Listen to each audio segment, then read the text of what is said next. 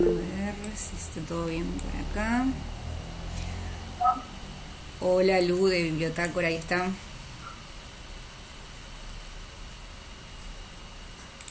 Bueno, ahora sí, comenzamos y se van sumando en todo caso que vayan apareciendo, ¿sí? Pero no quiero demorar demasiado, así podemos charlar de la novela antes que se sumen Laura Leviquer, que es una de las editoras, la que le pidió, la persona que le pidió, digamos, a Liliana que escriba este libro, o con la que dialogó, y después probablemente se sume Galo, el hijo de Liliana también, que va a compartir algo. Le dije si quería leer, charlar un poco, contarnos un poco la experiencia, lo que sea, así que probablemente se va a sumar. Estaba con temas de cuidado de la hija, pero bueno, quizás seguramente entre las 5 y 5:30 se suma.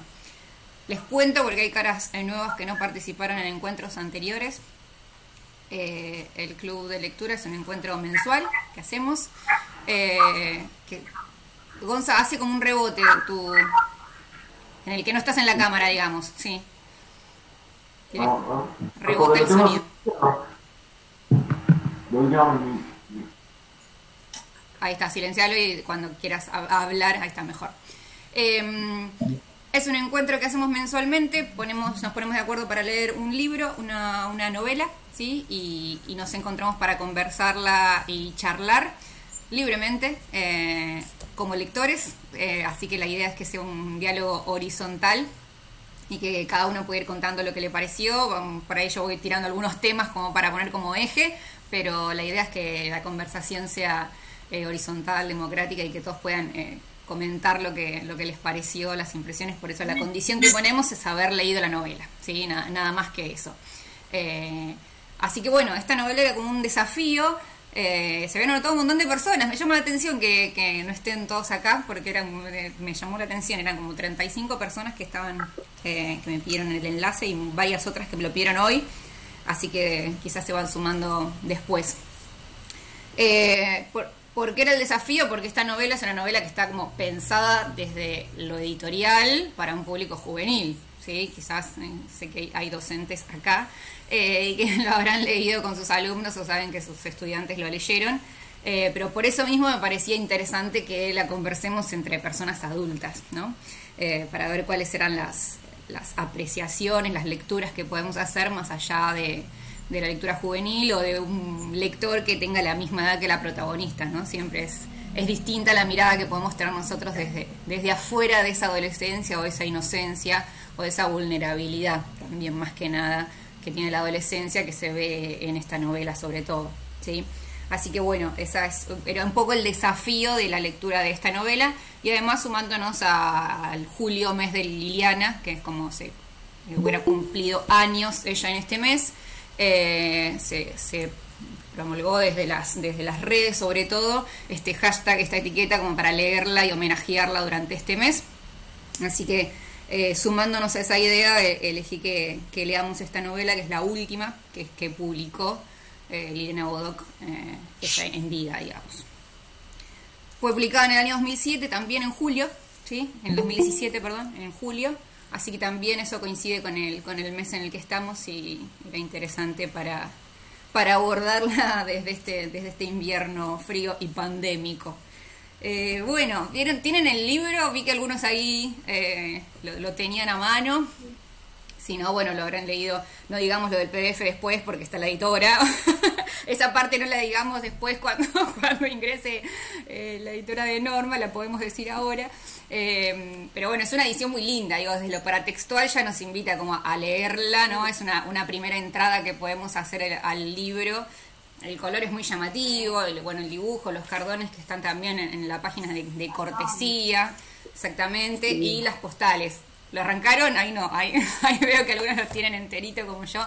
A mí me costó, ¿no? Yo no puedo acortarlos. María José, veo que también lo tiene ahí entero. Ah, sí, Gonza sí los cortó. A mí me cuesta romper, no es romper porque está propuesta, está troquelada hasta para que uno las corte y las regale a las postales, pero bueno, cuesta, a mí me cuesta personalmente.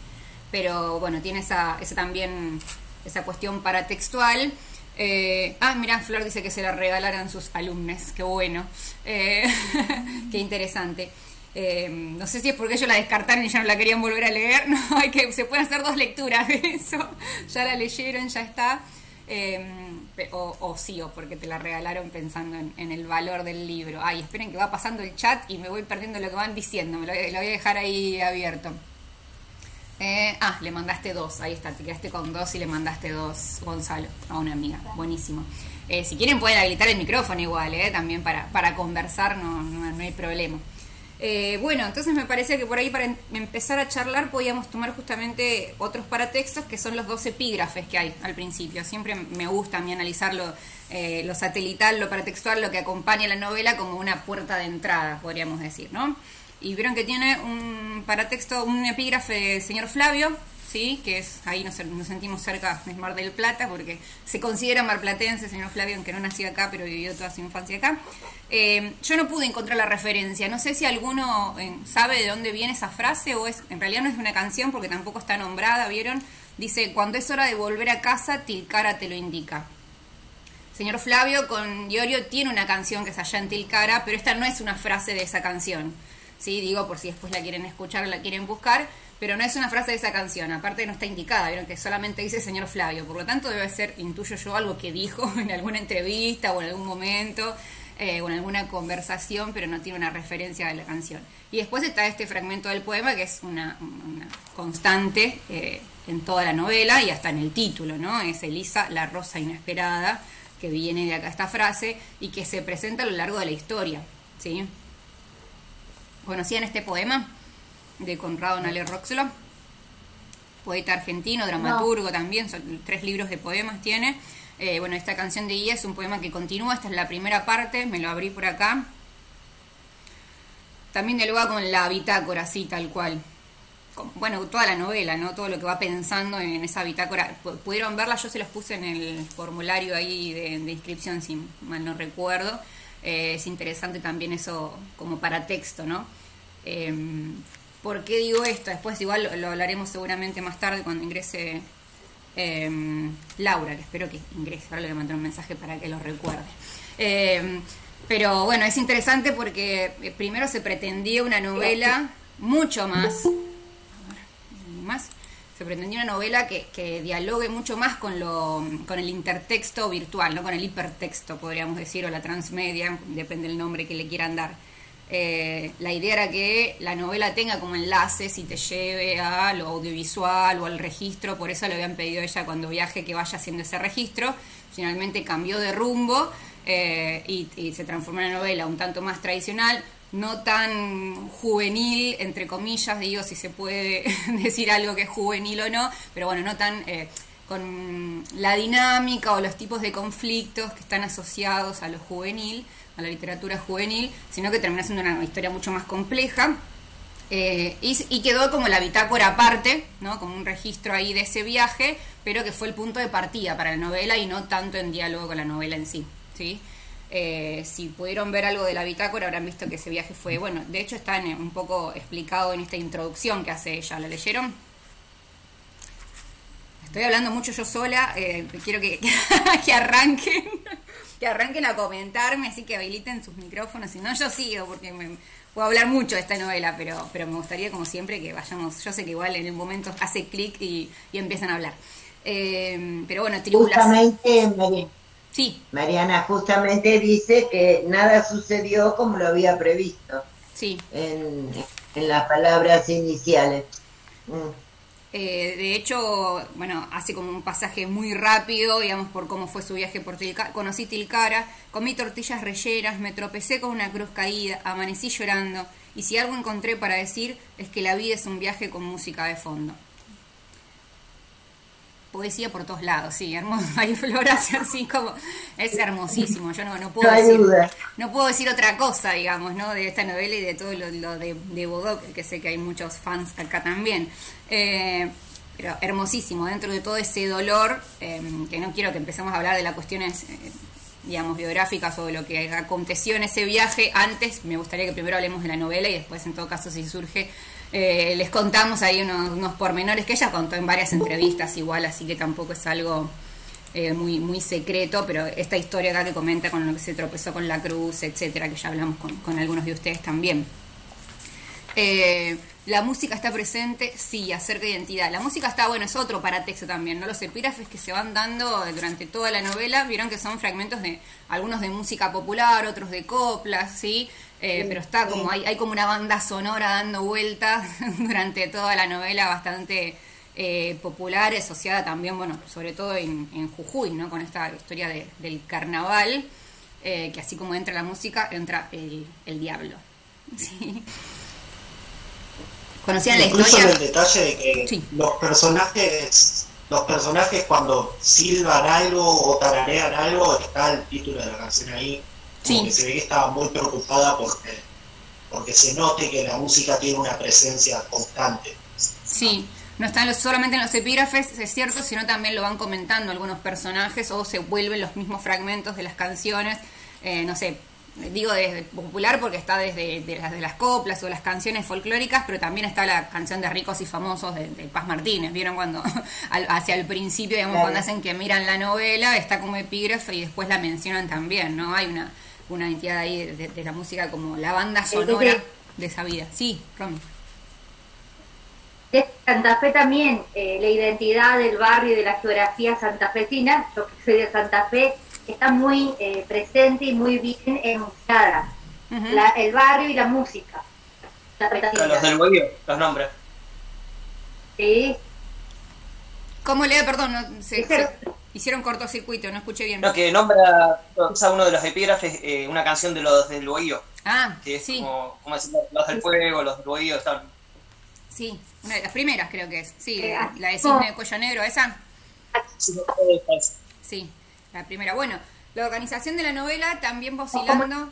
Perdón, Romy, se te escucha como cortado, por eso te piso. escribo porque tengo problemas de conexión. Ahí va, ¿eh? ¿Me escuchás? Sí, Sí, bueno, como que así la montaña está presente en la copla y los instrumentos de vientos. El río de Santa Fe también está presente, porque Villa del Parque está cerca del río Salado. Es una zona que después sufrió el embate de la inundación del 2003. ujú. Sí. Bueno, ahí donde sucede, ese río es donde sucede lo de Leandro, digamos, la pérdida de la virginidad, que ella ni se anima a decirlo así, ¿no? Es como palabras que le suenan lejanas, ¿no? A mí lo que más me gusta de la novela justamente es esto, el tema de las palabras, ¿no? Que atraviesan toda la novela, el valor de la palabra y cómo habla hasta poéticamente de la palabra misma. No sé si pudieron destacar algunos fragmentos o pensar en esos aspectos, pero la primera es cuando habla merendar. Esa es la primera, la primera alusión a las palabras, que le invitan a merendar y dice merendar, palabra blanca, palabra de libro, ¿no? Y como esa, desde su condición vulnerable, desde vivir en la villa, desde ser casi huérfana, podríamos decir, y todo lo que sufrió, hay palabras que le están como vedadas, ¿no? El lenguaje, ella admira ese vocabulario y a veces, como les decía recién, con lo de la pérdida de la virginidad, como que no, le suena en la cabeza esa frase, pero como que no le pertenece, no la puede nombrar, es demasiado poética, ¿no? Y eso se repite después a lo largo de toda la novela, hasta el final, hasta que aparecen las personas de la Puebla, que ella las admira justamente por eso, porque pueden manejar las palabras, pueden hacer que las palabras digan lo que ellos quieren decir. Hay un fragmento de los que más me gusta, es cuando dice: su más profunda felicidad era la Puebla,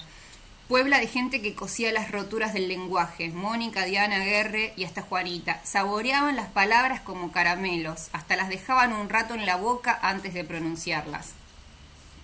Esa posibilidad de poder la veo Marianela fascinada. Sí. Está muteada. Hay algo como que aparece para mí en el libro, que es que aparece como el lenguaje como salvación. Sí. No solo por el final, que es literalmente como la escritura de ese cuaderno, sino también porque quien encarna la poesía o el lenguaje, que es este personaje como que aparece eventualmente en la novela, en algunos capítulos, que es este viejito del pueblo, habla de forma poética, como que encarna la poesía o el lenguaje en su decir, y creo que ese personaje de hecho es como la salvación también, como si el lenguaje fuera la forma de salvarse para Liliana. Sí, eso me parece que está presente, pero también, ojo, y que lo pienso como la contraparte de que el demonio también entra por las palabras, dice. No sé si vieron eso, ¿no? El diablo también abre la puerta por las palabras. Y es más, por momentos se pregunta, ¿cuál habrá sido la palabra que le abrió la puerta a los demonios o a los diablos? ¿Sí? Porque va cambiando la mirada. Sí, para Elisa es una salvación, una solución, pero también a veces la palabra da lugar al diablo, ¿no? A los diablos, que es una figura muy presente a lo largo de toda la novela y que me parece que tiene que ver, tiene que ver con la cultura popular de Jujuy y que es muy presente. Pero la palabra para mí... Sí, Sí, incluso sí, perdón.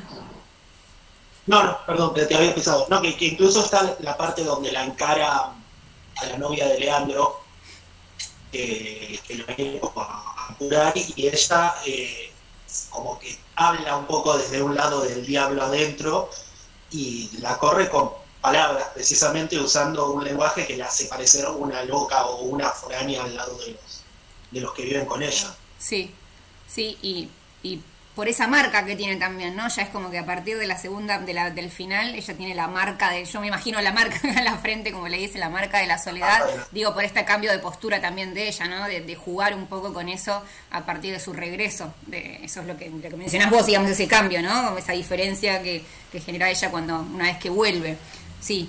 Pero la palabra es fundamental, eso no lo podemos discutir, digamos, tanto para darle pie al mal como para darle lugar a esa salvación o a ese refugio. Ahí Romy pone la palabra como conjuro, nombra lo innombrable, oculto. Bueno, y esto que decía Lu de Abel Moreno, ¿no? Que es el que también maneja las palabras de una forma poética y ve, que ya lo dice Liliana desde esa introducción, ¿no? Nos dice que Abel Moreno va a contar en lo que ella no ve, y va a tener ese don de misterio, y sin embargo es el que resuelve todo, ¿no? El que entiende todo y tiene una mirada más amplia de la historia que nosotros en primer lugar no tenemos, pero maneja las palabras, ¿sí? Yo creo que aparte de la palabra, la presencia de Abel Moreno es fundamental, ¿no? Porque es como que hay un antes y un después de Abel. En realidad es un durante, ¿no? Más bien, porque está como... Digamos, viste que van... durante, ¿no? Sí. Yo me lo imagino ahí sentado constantemente, ahí presente, viendo a ver qué pasaba, si el tonto decía algo o no. O sea, él estaba como atento. Y está desde el principio, es como de las dos historias se juntan recién alrededor de la página 100 más o menos, digamos, para ser un poco más precisos, pero ahí es cuando ella llega, digamos, a Tilcara, ahí se empiezan a juntar las dos historias. Pero hasta ese momento, que es la mitad del libro más o menos, la tenemos como en paralelo, ¿no? La historia de Elisa, y Abel ya nos va contando esto, ya nos va contando esto del bobo del pueblo, de estas figuras que tienen mucho que ver también con la narrativa de Liliana Bodoc, ¿no? El pueblo chico, el bobo, lo que se dice, el misterio, los personajes que podrían tomarse como fantásticos. Perdón, ¿alguien habló? Clara. Sí, ahí en el bobo también dice que la necesidad de la boca que dice lo que no se dice, ¿no? También apareciendo las palabras desde otro lugar. Sí, el bobo es el que habla sin censurar tanto, ¿no? Por ahí, que de hecho es esas palabras que se le escapan al bobo. Es como el bobo, la inconsciencia del bobo. Tal cual, y es lo que permite que se den cuenta, digamos, o que Abel Moreno es el que descubre lo que está pasando, ¿no? Porque gracias a que el bobo le nombra al Nerio, que le va a comprar el maní, no me acuerdo qué era para el Nerio, ahí empieza como a atar cabos a Abel Moreno y darse cuenta de lo que está sucediendo, ¿no? Pero hasta por esas palabras que se le escapan, como decía Clara recién, sí, también está presente. Abel Moreno está todo el tiempo ahí en paralelo, y a la mitad de la historia se empiezan a juntar, y en las partes de Elisa, digamos, en los capítulos de Elisa, empiezan a aparecer los personajes que ya había nombrado Abel Moreno en sus partes, digamos, ¿no? Como para mencionarlo así en sus capítulos, como el bobo, a partir de la mitad recién de la historia. Al principio los tenemos como dos ámbitos separados, ¿no? Bueno, hostilidad también, ¿no? Digo, yo con todas las personas que fui hablando les decía por ahí, bueno, disfruta esta hermosa y triste historia, ¿no? Porque es terrible la hostilidad que recibe y el desprecio, en lo más literal de la palabra, digamos, de todo el mundo, ¿no? Le dan la espalda, o sea, a ver, como yo pienso, es adolescente, es mujer y es pobre, ¿no? Tiene como pertenece a tres ámbitos vulnerados. Y es rubia. Y además es rubia. Sí. Es rubia.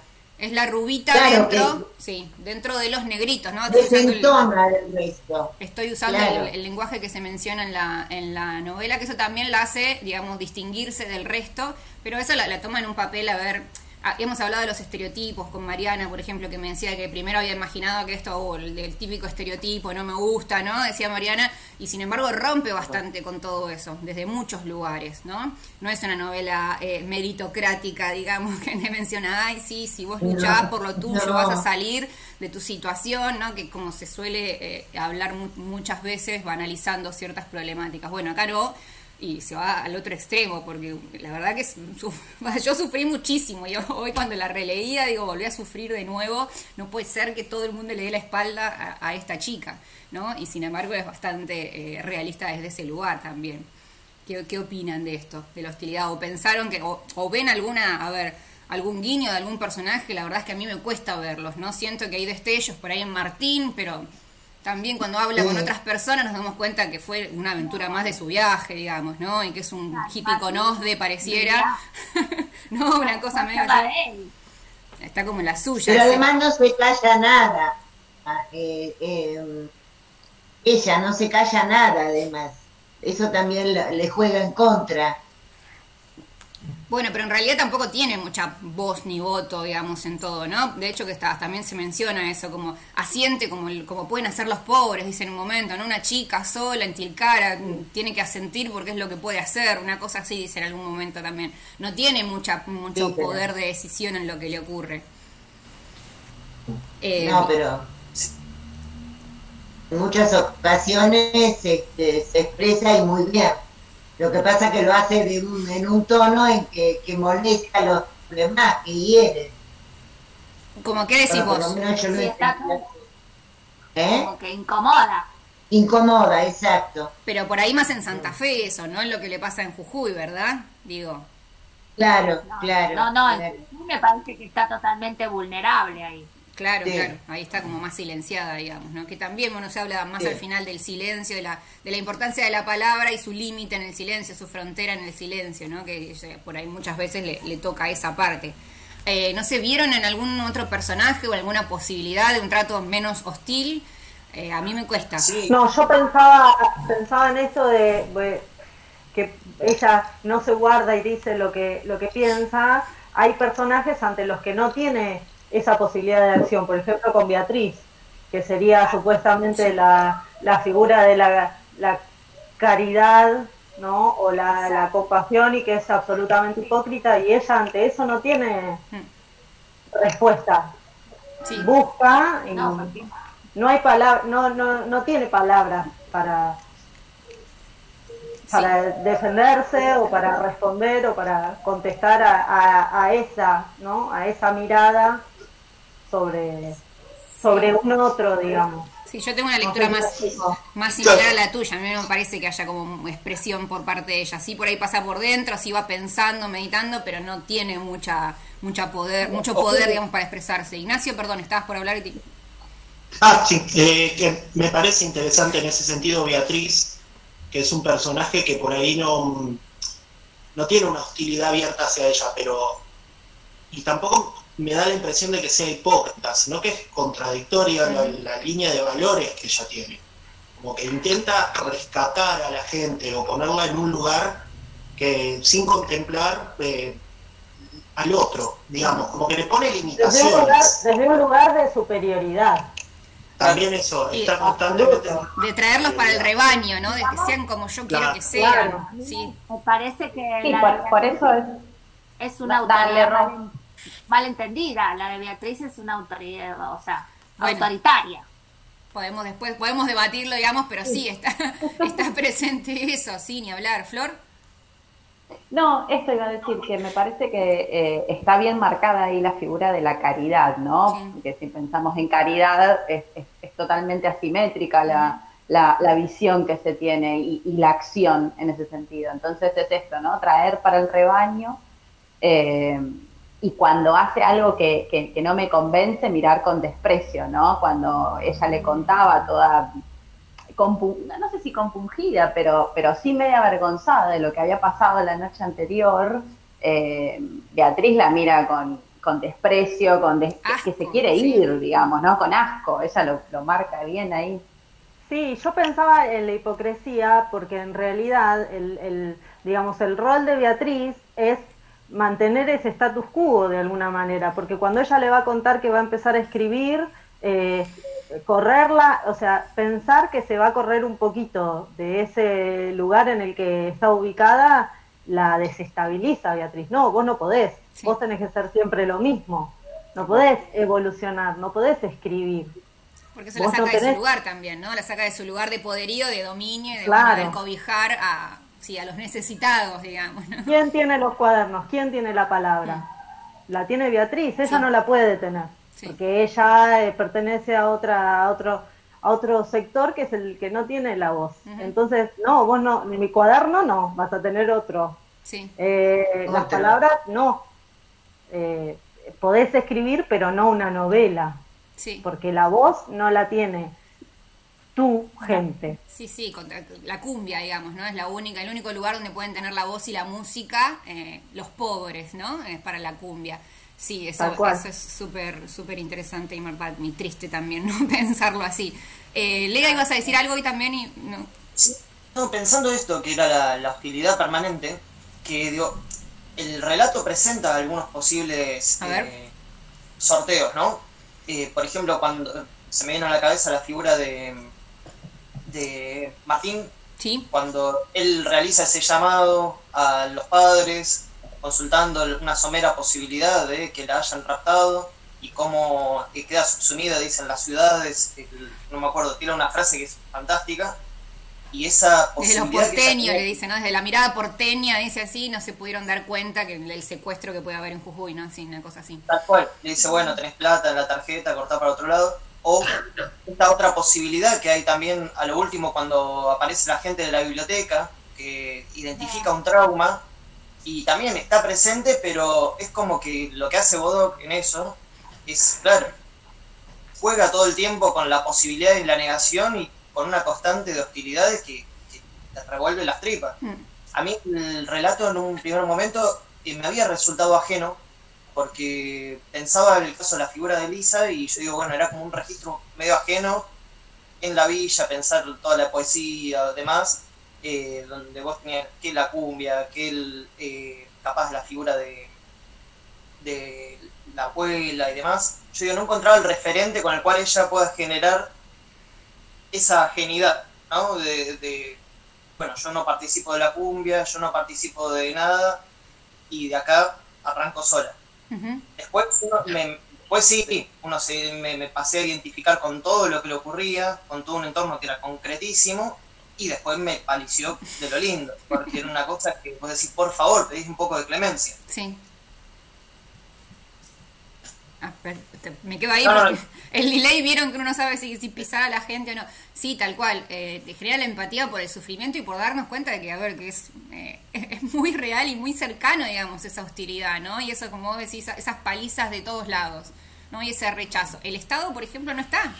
No hay ninguna marca de una ayuda del Estado, por ejemplo, ¿no? Una cuestión institucional. Está este hogar de niñas, que no sé cómo, hasta como lo nombran, no me acuerdo, desvalidas, el hogar de niñas desvalidas, que es terrible ya desde el nombre, ¿no? Desde esta institución. Es la única presencia institucional, más o menos, que existe en toda la novela. Pero eso no está. Está la religión para mostrar como, a ver, la cuestión hipócrita, ¿no? Más que nada, esto de bueno, cuando llega a Jujuy, lo primero que le dice Quique es si te gusta la música cristiana, porque tu tía es lo único que escucha, ¿no? También está esa cuestión ahí, no solamente desde Beatriz, sino también desde Jujuy, este ámbito ahí oscurísimo, digamos, que se genera entre Ana María, la tía, y Quique también, ¿no? Ahí también, digo, esta hipocresía que mencionaba María José, perdón, ¿no? María José. A ver, que se me borran los nombrecitos, ahí están, ¿sí? Y no me acuerdo. Me parece que eso también está ahí. Las amistades no tiene amistades, ¿no? Tienen como, se relaciona con personas adultas, digo, y después también desde la cuestión de género, para pensarla como adolescente, como pobre y como mujer, hay un montón de mujeres y no hay sororidad cero, ¿no? Porque hay una cuestión de hostilidad también. desde lo femenino. Son todas mujeres, digamos, las que la rodean, la tía, la madre, la abuela, Beatriz, y sin embargo tampoco hay un acompañamiento desde ahí, desde la cuestión femenina. Me llamó la atención que lo que le da de leer, porque es dar de leer, no es acompañar ni nada, no es como decir te meto esto en la cabeza, vos tenés que leer, también son mujeres, ¿vieron? La mayoría de las que se mencionan ahí, aunque por ejemplo prefiere, no me acuerdo quién, antes que Pizarnik, ¿no? También cuidando la moral y la ética desde la lectura que les ofrece. Victorio Ocampo le dice, el libro que seguía era los poemas de Ocampo, creo que menciona también. Sí, y también imponiendo jerarquías en la literatura. Tal cual. Como catalogando, ¿no? Lo mismo que hace con la gente, lo hace con las... Evidentemente me enojó Beatriz, ¿no? Sí. Sí, Mariana también la odió, ¿no, Beatriz? Mucho. Estaba enojadísima durante la semana, Mariana, Mucho. con Beatriz, sí. Sí, pero está... Eso, sí, perdón. Claro, no, que en ese sentido, ahí justo tenía marcado eso. Me parece que también lo que la desencaja a Beatriz cuando vuelve es que para Beatriz hay una forma de literatura, ¿no? Dice poesía antes que prosa, métrica antes que caos, rima antes que verso blanco, Naler Roxlo antes que Pizarnik. Entonces, para mí la literatura atraviesa también un montón esta historia, como un posible recorrido y quién está habilitado o qué es lo que se necesita para poder escribir. Sí, para poder hacer la literatura ahí con mayúsculas, ¿no? Porque estas canciones de cumbia o esto que puede llegar a escribir esta chiquita en el cuaderno, digamos, y digo chiquita porque pensando sumándome el pensamiento de ellos, ¿no? Claro, esta chiquita que puede escribir más que lo que la rodea. Claro, más que lo que la rodea, ¿no? A mí me da mucha pena cuando decide dejar el cuaderno para irse de viaje, ¿no? Yo digo, agárralo, hoy lo releí y digo, ¿cómo no se lo llevó, no? Porque por ahí la hubiera hasta salvado eso, la idea de escribir en viaje. Bueno, y cuando vuelve, mira que les dice, a ver, vos sabrás que esto se llama literatura de viajes, ¿no? Que hay un género, porque es un género, le dicen, ¿no? Con esas palabras, hasta como darle en esto de la jerarquización de la literatura que mencionábamos, sabés que esto es un género, te habrán dicho esa gente, ¿no? Que esto es un género, volviendo otra vez a lo canónico, a lo que es establecido, a lo que es la literatura con mayúsculas. No importa la experiencia de escritura, ¿no? Que hayas podido tener, si vos querés contar tu experiencia en el cuaderno, no, esto es un género, es con mayúsculas, ¿no? Tenés que adaptarte, hay una tradición, ¿sí? Y que no es casual que cuando están ahí en Martín con la chica del poncho estampado, una cosa así, hablan de Kerouac también, ¿no? Pienso en esto de la literatura de viajes porque le recomienda El Camino. Digo que también por lo sutil se filtran otros textos literarios durante toda la novela. Y no lo sentimos forzado. Vieron que hay novelas en donde uno dice, ay, dale, querés meter toda la literatura ahí, querés meter referencias, ¿no? Acá no me parece a mí al menos que se sienta forzado. Sin embargo, está acompañando ahí la música y la literatura durante toda la novela, como para que nosotros también podamos hacer un doble tejido, ¿no? Y acudir por ahí a estos autores que conocemos o no, y vamos linkeando, ¿no? Eso me parece hermosísimo, sí, coincido con lo que decía Clara, si no me equivoco. Sí, Clara, ahí está. Que aparecía la literatura durante toda la novela, eso me parece bellísimo, más allá de la metáfora constante que tiene Bodoc para contarte hasta el ruidito del planchado, ¿no? Perdón, ¿quién habló? Yo dije que el tema de las metáforas es terrible porque hay una que a lo mejor usted me ayuda, que no la puedo encontrar, la quise, la busqué uno que habla del recorrido de los Goyas, hablando de Tilcara y de todo esto. No sé si la ubican. Decinos algo más. Es que la tengo como imagen. Claro. Fíjate vos hasta qué punto. Sí, no sé cuál me llega, Bodoc, que más que un libro parece una película, porque yo tengo la imagen de algunas secuencias, lo tengo grabado como si lo hubiera visto. Sí. Y en realidad lo leí, no sé si les pasa a ustedes lo mismo. Bueno, Bodoc como ahí me parece... Perdón. No, dale, Mari. No, digo, es una cosita nada más que Bodoc, ella viene del teatro, ¿no? De la dramaturgia, se acercó, digamos, a la ficción también hasta actuando, entonces tenía muy presente esto de la acción y de lo visual y de tener a los personajes en movimiento. tuve la suerte de hacer, perdón, siempre vengo a la alusión emocionante, de que en el año 2016, cuando ella hizo este viaje, yo hice un taller con ella durante todo el año. Viajaba una vez por mes y ella iba contando también cómo iba avanzando esta novela, ¿no? Entonces tuve ahí como la cocina, digamos, de esta historia también bastante cerquita. Y me acuerdo que ella contó en un momento que tenía la idea de la chica planchando, que sabía que iba a empezar así, ¿no? Digo, porque ese inicio también es súper visual. Hasta lo escuchás, dice el tss del agua, ¿no? Y uno puede ver esa escena de la chica. Ella sabía que iba a estar hablando y pensando y que nos iba a mostrar el personaje, porque no lo describe, no desde afuera, de una mirada, sino que la ves ahí. Digo esto para reforzar esto que vos mencionabas, María Elena, de las imágenes, ¿no? Tan potentes, hasta del sonido. Ella sabía que la chica iba a estar planchando y en ese momento íbamos a entrar a la historia de Elisa. Después como la vio, todo, bueno, pero no quiero, vamos a seguir con el texto y después en todo caso hablamos un poco de la cocina y de las anécdotas, ¿no? Que quedan fuera de lo literario y acompañan la construcción de la novela. Pero sí, es muy visual eso, muy visual, muy sonoro también, muy perceptible, ¿no? Flor, ¿qué vas a decir? No, que en cuanto a lo visual, a mí me parece, más que nada en referencia a lo que decía María Elena del norte, la figura de Abel tiene ahí un peso importantísimo en describir cuál es la geografía norteña, digo, y quien haya viajado al norte, o sea, revive ese viaje permanentemente, digo, ¿no? Esta cosa de la puna que te abraza o te ahoga, depende de dónde estés, ¿no? Y me parece esto, ¿no? También, que Abel también tiene esta mirada a partir de la descripción, ¿no? Súper estos de, por ejemplo, los de la capital, los porteños que quieren venir al norte a tener experiencias, ¿no? Como decir, estos hippies con Ode, hablando de Martín, ¿no? Que quieren venir a hacer el norte y quieren encontrar, no sé, la ayahuasca, bueno, no, pará. Bueno, pero viste que es interesante cuando habla de las personas de mal por necesidad, que hay dos tipos de males, dice que al principio lo que hacían era eso, ¿no? Decirle a todos que habían tenido sexo con la Pachamama, listo, qué sé yo, les inventaban eso y como que ese era el mal inocente, ¿no? Ese ritual, hacerles creer a los turistas que, bueno, que tienen una experiencia mística, ese era como el mal bueno, por llamarlo, valga la contradicción, pero que había otros que hacían mal por el simple gusto, ¿no? Y que eran estos, que obviamente relacionados con la trata, por ejemplo. Sí, eso es interesante también. Y uno también se siente un poco del otro lado del turista, ¿no? Yo fui al norte después de haber leído, entonces fui como siguiendo también rastros, fui al cementerio, ¿no? Estas cuestiones, hice el viaje de Liliana después, y también uno se siente del otro lado. Sos el que está con la mochila ahí llegando, ahí usurpando esa cultura, ¿no? Sos el otro, o sea, claro. Ahí en el norte, vos vas al norte y sos el otro, o sea, el nosotros es de ellos, en este sentido, ¿no? El nosotros y el de ellos está allá, digamos, ¿sí? Y ahí estás como un extraño al cual, me parece, ¿no? Y también tenés toda esta cosa oscura que tiene Liliana de contar, bueno, estas cosas también pasan en el norte, ¿no?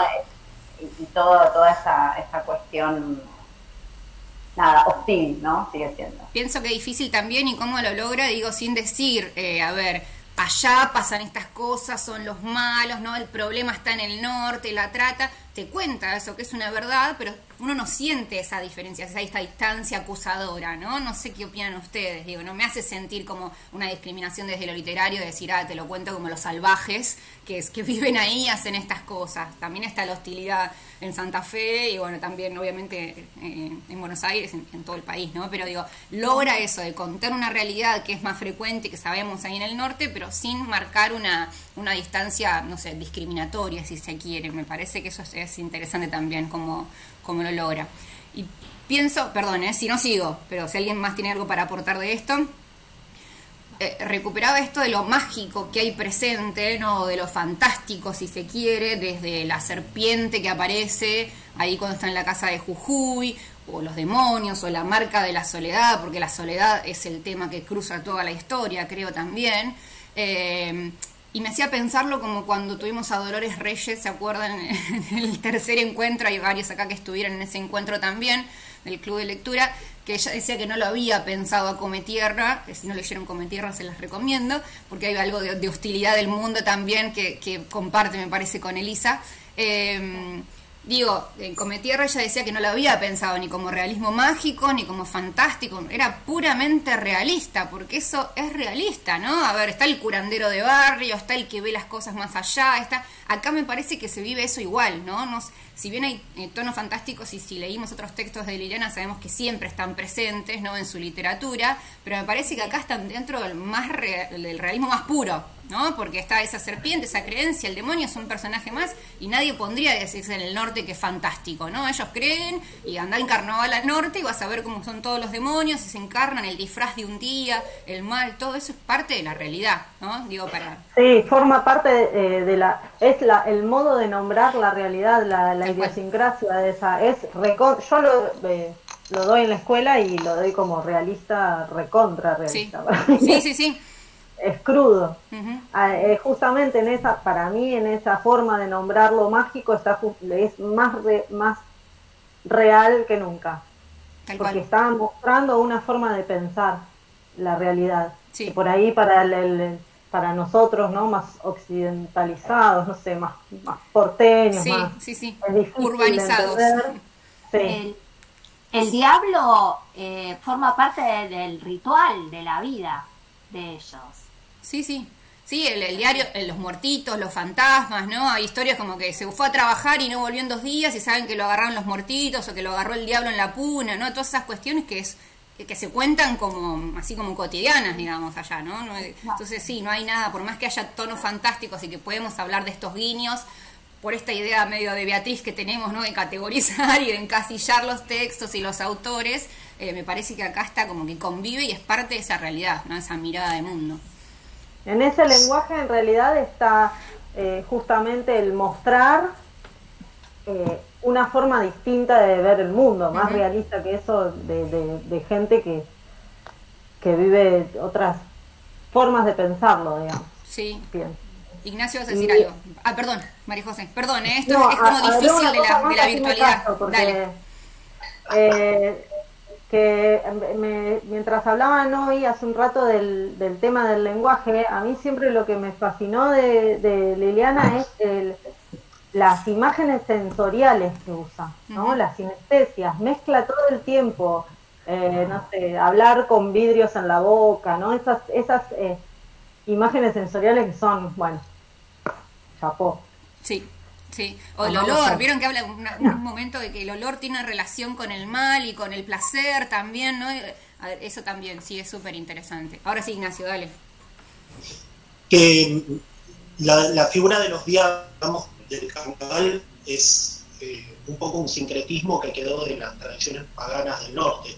También es interesante que hay un contraste entre las dos espiritualidades, como que en Santa Fe esas cosas no están tan presentes como en el norte. La espiritualidad de Beatriz es más árida, más rígida. Directamente en el lugar donde va ella, las chicas destruidas, en cambio en el norte parecía una espiritualidad más viva y también más peligrosa en ese sentido. Sí, se te cortó un poquito, por eso las caras, porque no es por lo que estás diciendo, sino por tratar de escucharte, porque se bajó un poco el volumen en la mitad de lo que decías. Sí, tal cual. Bueno, no sé, también por ahí esto me siento como un poco, no quiero sonar de adentro y de afuera, ¿no? Esto que es difícil como mencionarlo, pero uno siente, no sé, vas al norte y sentís que todo es más genuino, ¿no? Que es todo más verdadero, ¿no? Que es más, no sé si es más argentino la palabra, o más, uno ve ahí como más genuino todo, esto que vos decías, ¿no? Hasta las creencias espirituales o sobrenaturales, digamos, uno las ve ahí como... Quizás que el acervo cultural se vive de otra manera en el norte. Yo creo que es una cultura que está viva, está mucho más sentida, más hecha piel. A mí me pasó eso, cuando yo fui, me pasó que todo se siente mucho más, el doble. Y ellos lo viven. Sí. Quizás el sentir es otra cosa. Y eso atraviesa a los personajes también, ¿no? Para volver a la novela. Clara. Claro. Sí, no, yo pensando en, en los primeros, en la saga de los confines, ¿no? Como yo siento que es la cosmovisión de los pueblos originarios que con la que inicia Liliana su escritura y con la que la termina, como una realidad de nuestro pasado, ¿no? Sí, De nuestro ser precolonial. sí. Sí, la visión de mundo, ¿no? Desde acá, y por eso genuina, y me emociona que digas con lo que la termina, porque no puedo creerlo todavía, ¿no? Que haya sido, que podamos hablar de su obra, digamos, con un principio y un fin. Me agarra como el temblor, ¿no? me viene la emoción desde ese lugar, pero sí, tal cual, me parece que ella es fiel a eso durante toda su escritura. Pienso en la charla TED de ella, que es bellísima, que si no la vieron se las recomiendo, Mentir para decir la verdad, que habla un poco de esto, ¿no? De la literatura y de la metáfora, iba retomando todo lo que venimos diciendo, ¿no? Para decir la verdad. Y cuenta ahí su anécdota personal de la infancia en la que decía que había estado ciega un día y que en realidad estaba hablando de verdad, o sea, no había estado ciega de los ojos, literal, pero sí había estado, que era la manera de mostrar lo que le estaba pasando, ¿no? Eso me parece también súper interesante. Sí, es su visión de mundo desde acá, lo más genuino posible, ¿no? Que estamos tan acostumbrados a leer textos que vienen con leyendas o creencias desde otros lugares y casi que las hacemos como, o las acercamos muchísimo a la literatura. Bueno, acá está lo propio, lo latinoamericano, sí, tal cual. Ignacio, vas a decir algo, me parece, ¿no? O Lea. No, a mí que me había parecido adecuado en realidad todos los registros, porque la religión aparece, bueno, desde en Buenos Aires concebirlo como liberales, desde pensar en Santa Fe, el caso del orfanato, con lo que es la religión católica. Después cuando uno está en San Salvador, que ya es una urbe muy grande, como San Miguel, como Capital, son urbes con grandes dimensiones. Ahí aparece el evangelismo y esta idea también, que es una religión, es una forma genuina también, pero para la gente que la sabe vivir, que conciben capaz una violación como una maldición. Después, el caso de Tilcara, está la cuestión del diablo, pero también está esta cuestión, como hoy decían, precolonial, o hay un sincretismo muy importante, lo que es el catolicismo con esa memoria de los Pucará y los combates que ahí se habían librado hasta con los incas. Desde los locales para con los incas. Y en ese sentido yo pensaba que más que vivir como genuinamente en el norte, hay como una forma así muy sentida de vivir el relato, la religiosidad, la espiritualidad, esa es la palabra, espiritualidad. La religiosidad es como más una forma despectiva quizás. Sí. Pero digo, siento que a cada lugar que se refiere adecua muy bien estos sentires, estas espiritualidades, ¿no? Sí, la mirada del mundo y cómo se construye el relato. Me parece interesante esto que dijiste ahí, tratando de buscar la palabra, porque son relatos, ¿no? Son relatos de la concepción del mundo, de una mirada del mundo. Queramos o no, son relatos que nos construimos, ¿no? Que se han construido otros a lo largo de la historia. Me parece que está buenísimo esto. Y este es un relato también, ¿no? De cómo el personaje pasa a través de todos esos relatos preconcebidos, valga la redundancia. Eso me parece interesante, como cruza el personaje y sin embargo todos le son hostiles, volvemos a lo mismo, ¿no? No encuentra como su lugar en ninguna de estas cosmovisiones, ¿no? Todas le son hostiles y es más, esta cuestión del diablo es la que se le queda, ¿no? La que le dicen que ya está, tenés la marca, no vas a salir de esto. En contra de la meritocracia que hoy decíamos, ¿no? De esta mirada estereotípica, digamos, del pobre, ¿no? Porque si vos trabajás y decías mucho algo, te va a ir bien. Bueno, acá crudamente nos muestra que no, que ya está y está marcada encima, ¿no? Pareciera como que no va a salir de eso, salvo que, como decía Lugo hoy, aparece la salvación en la palabra, al menos interior, ¿no? Porque, digo, la escritura y en soltarlo ahí y en contar su historia a partir de ese cuadernito de hojas rayadas que hasta al que nos acercamos al final, ¿no? Que es lindo también eso para textualmente, digamos, parecer que como que estamos leyendo su cuaderno, ¿no? Digo, pensando y volviendo a la novela, en el cuaderno de Elisa con que vieron que tiene el signo de Libra, como lo menciona antes, porque ella había nacido en octubre, ¿no? Entonces nos hace ahí un salteado por las páginas y vuelvo por ahí uno de los más interesantes, que es la página número 2, que dice: quiero ser escritora, pero ya me di cuenta de que no puedo sacarme las palabras que tengo adentro, como me saqué el vermú del estómago. con las palabras de la villa solamente se pueden escribir cumbias, nunca vas a escribir un libro, ¿no? O sea, las palabras las tiene adentro, volviendo a esto que discutíamos hoy, ¿no? Que conversábamos hoy, digo, las palabras las tiene adentro, pero pareciera que él están vedadas, ¿no? Que no las puede sacar y que solo va a poder escribir cumbia, y que de hecho es lo que hace, ¿no? Al final, y gracias a esa cumbia, digamos, logra una suerte de redención, no sé si se quiere, o a ver, a partir de que la canten, ¿no? Y la relación con su madre se refunda en esa cumbia que escribe. Se quedaron sin palabras. Ignacio. Creo que también hay una reconciliación porque ella tiene un rechazo muy fuerte de su propia historia personal, o por lo menos me da esa impresión. Sí. Y ahí es donde reconcilia un poco lo que normalmente se asocia con la cultura de donde ella viene, y con algo, si se quiere, no sería la palabra adecuada, pero más elevado como puede ser la literatura. No es la palabra, pero bueno. Pero la escritura, ¿no? Dar lugar a la propia voz, más allá de sea literaria, la cumbia o lo que sea, ¿no? Desde ese lugar. ¿Sí? Claro, ponerse un poco, como cerrarse un poco a sí misma como sujeto, sí. Que es algo que parecía no estar logrando al principio de la novela. La búsqueda también me parece que va por ese lado y que nos permite concretarlo solamente cuando puede escribir una cumbia, sí. Que también es fácil. Sí, además con el valor que tiene la cumbia en su familia, digamos que es por lo que la abandonan también sus padres, que sus padres también hacen lo que pueden, tienen apenas 14 años más que ella, ¿no? Cuando nos cuentan el noviazgo que crearon, ahí es como que todo está en crecimiento, por llamarlo de alguna forma, ¿no? También está eso. Una niña nacida de una niña, claro, dice. Sí, apenas 14 años de diferencia. Y bueno, claro. la conocemos a Elisa también cuando tiene 14, 15 años, ¿no? En ese viaje en el 99, sí. Sí, eso también se ve, ¿no? Los padres por momentos son más adolescentes que ella, ¿no? En esto de que se escapan, claro. llaman cada tanto, ¿no? A ver, ahí desaparecen, sí, está esa mirada también en crecimiento. Y esa abuela, ¿no? Que hace lo que puede con lo que tiene. Es que me parece que todos hacen un poco lo que pueden, ¿no? Digo, todos. Pero esta abuela me llama poderosamente la atención, sí. Porque sin ir más lejos es la que le guarda el cuaderno, ¿no? Bueno, queda ahí el cuaderno, pareciera, ¿no? Como que no. Ella, de hecho, cuando se va y lo deja ahí, se sabe que por más que vuelva mucho tiempo después, el cuaderno va a estar ahí, como que nadie, lleno de polvo, esperándola. Sí, aparte la abuela ya casi ni puede caminar, o sea, está complicada ella también. Sin embargo, Irene la juzga, ¿no? Cuando la llaman por teléfono y le cuenta que la mandaron al hogar, la insulta. No sé si recuerdan como ese episodio, ¿no? Como la otra se va y encima juzga a la abuela por haberla dejado durante el día, de hecho, en el hogar.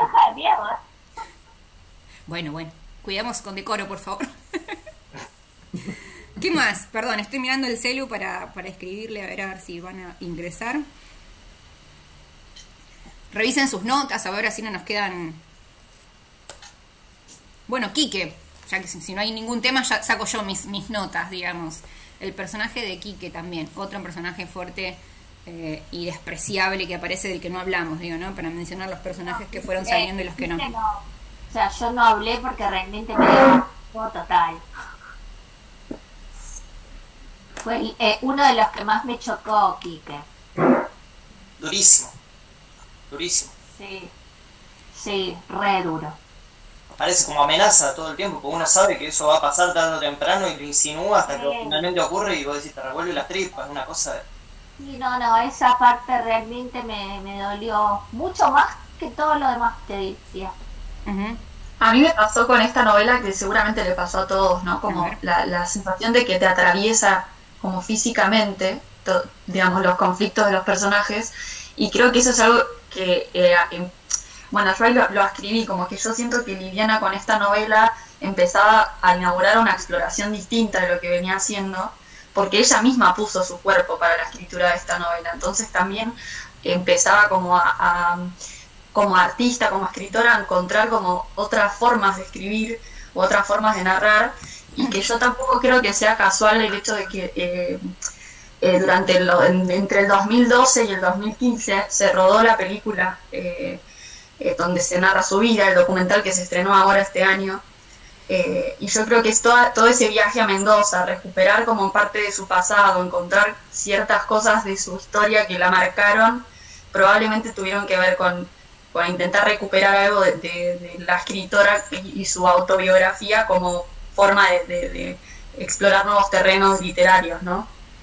Sí, bueno, pasamos ya a esa etapa de la charla, digo, y sí, bueno, la infancia en Santa Fe y la infancia pobre y esta cuestión de desprecio constante es autobiográfica, es netamente autobiográfica. De hecho, ella empieza su viaje en Santa Fe visitando el viaje que decidió hacer, ¿no? Por primera vez ella decide viajar para escribir. No sabe bien por qué, pero decide viajar para escribir. Quiere escribir una novela a partir de un viaje, sin un rumbo fijo, como lo menciona también en la introducción, ¿no? De hecho, contaban como medio gracioso que la editorial pensó que le iban a pedir un viaje a México, no sé, un viaje un poco más lejano, y sin embargo no, ella dijo que iba al norte, ¿no? Entonces, como una cosa mucho más humilde, pero más, conectada con su propia biografía, como decía Lu. Y viaja a Santa Fe, visita como parientes, conocidos, y ahí también le aparece la idea de Elisa. Encuentra a una chiquita rubia que se destacaba, o sea, la ve y siente que, no me acuerdo el nombre exactamente, pero siente que ella iba a ser su protagonista, no la protagonista de la novela. Después sigue viaje a Jujuy, y ahí es donde le pasan ciertas cuestiones que, si bien no están contadas en la novela, no es que la novela es un registro de lo que ella vivió, pero sí está esa esencia y esa búsqueda, porque se encuentra con la injusticia, ¿no? Con la cuestión de la diferenciación y la discriminación y el código el cruce de registros en estos códigos. Primero le pasa esto como sobrenatural, que probablemente ya lo escucharon en algún lado, y que ella lo menciona ahí brevemente cuando dice lo de la cruz. Ella decide ir al cementerio de Tilcara, un cementerio hermosísimo, no sé si conocen, o en cualquier cementerio del norte son como muy lindos y particulares, porque están rodeados de flores y de color, ¿no? Que tienen que ver con la cultura del lugar, y va mirando así el camino y ve una cruz caída, y se le ocurre levantarla y acomodarla, y cuando lo cuento me parece... si escucharon a Liliana hablar alguna vez, es como que algo que les pasa a todo el mundo, es que no se pueden borrar la voz, ¿no? Es como que cada vez que la lees recuperás el tono de su voz hablando. Y ella dice que se le ocurrió así, como no sabe por qué, enderezar la cruz. Y ella veía como en ese hecho de querer enderezar la cruz algo que se metió con un terreno que no le pertenecía, ¿no? Dice, después decía, ¿por qué tuve que enderezar esa cruz? ¿Por qué tuve que meterme yo con el terreno de los muertos, por decir de alguna manera? Enderezó la cruz, se acostó a dormir, a la noche soñó con el hombre que era el nombre que aparecía en esa cruz, ¿no? Que le aparecía y le hablaba, y se despertó llorando, angustiadísima, fiebre, bueno, tuvo una enfermedad, no, porque no era ninguna enfermedad, pero síntomas, fiebre, se sentía como el cuerpo destruido. Ahí se conectó Laura, justo, la editora. El cuerpo destruido, y fue al hospital de ahí de Tilcara, y vio encima una situación de injusticia también, en que había una cholita, digamos, pidiendo ayuda por algo que le sucedía al hijo, y que los enfermeros o los médicos le decían como, bueno, no, lo que tenés que hacer acá es una prenasal, no sé cuánto, X/8B, no sé, una cosa así, ¿no? Y la mujer le habían dicho, ¿le tomaste la temperatura? Es que no sé leer, ¿no? Entonces vio esa injusticia, ese cambio de códigos, que el médico, cuando le decían que no había tomado la temperatura porque no sabía, les decía que con otro código, ¿no? Todo lo que tenían que hacer, sin que obviamente esa cholita con su hijo entiendan. Entonces vio esa injusticia, ¿no? Y todo eso fue lo que la cargó, se volvió, el viaje terminó ahí, se volvió, se tuvo que volver, se sentía muy mal, no podía continuar. Así que lo que iba a ser un viaje más largo terminó siendo muy, muy breve, y volvió, ¿no? Entonces, con todo eso en la cabeza, digamos, con toda esa injusticia, esa hostilidad que vio ahí también, bueno, fue que regresó. Ahora, Laura, estás muteada.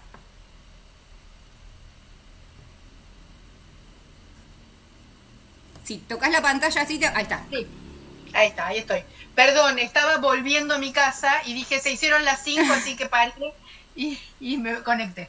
Muchas gracias por esta conexión, y dentro de hacerte un ratito dentro de tu agenda, que seguramente está muy, muy ocupada, pero nos parecía interesante que participes en este recorrido. En los encuentros del club anteriores participaron los autores, ¿sí? A partir de nosotros juntamos a las 4 y a las 5 siempre ingresan los autores de las novelas que leemos, siempre no, bueno, tuvimos la suerte que los últimos 4 encuentros fue así. En este caso no podía ser posible, pero nos parecía interesante que al menos vos, que sabemos que acompañaste ese recorrido de la edición y de la construcción de esta novela, puedas darnos tu pequeño aporte o contar anecdóticamente. Justo habíamos llegado y estábamos hablando de eso, que yo hice el taller con ella y ella nos fue contando estas anécdotas que iba viviendo con la escritura, pero no sé si querés contarnos un poco cómo surgió la idea. Estoy acomodando ahí para no tenerlo en la mano, disculpen. No hay problema. No es el mejor perfil, pero bueno, no pasa nada. Cuéntenme ustedes qué tienen ganas de saber. Yo les puedo contar lo que quieran. Me hubiera gustado escuchar el resto de la conversación, pero la verdad es que, bueno, cuestiones familiares me hicieron salir un poquito, pero bueno, ya estoy aquí.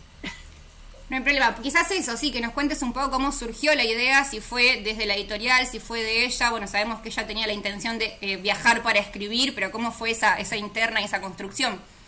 Mira, yo la conocía a Liliana por suerte, porque cuando yo entré a trabajar a SM, yo trabajé primero en SM y ahora en Norma, yo quería hacer edición de libros infantiles desde siempre, pero en realidad, íntimamente, lo que más quería era conocerla a ella. Uh-huh. Entonces, lo primero que hice fue empezar a investigar por qué SM no tenía libros de ella, y dónde estaba ella, y cómo se la podía contactar a ella.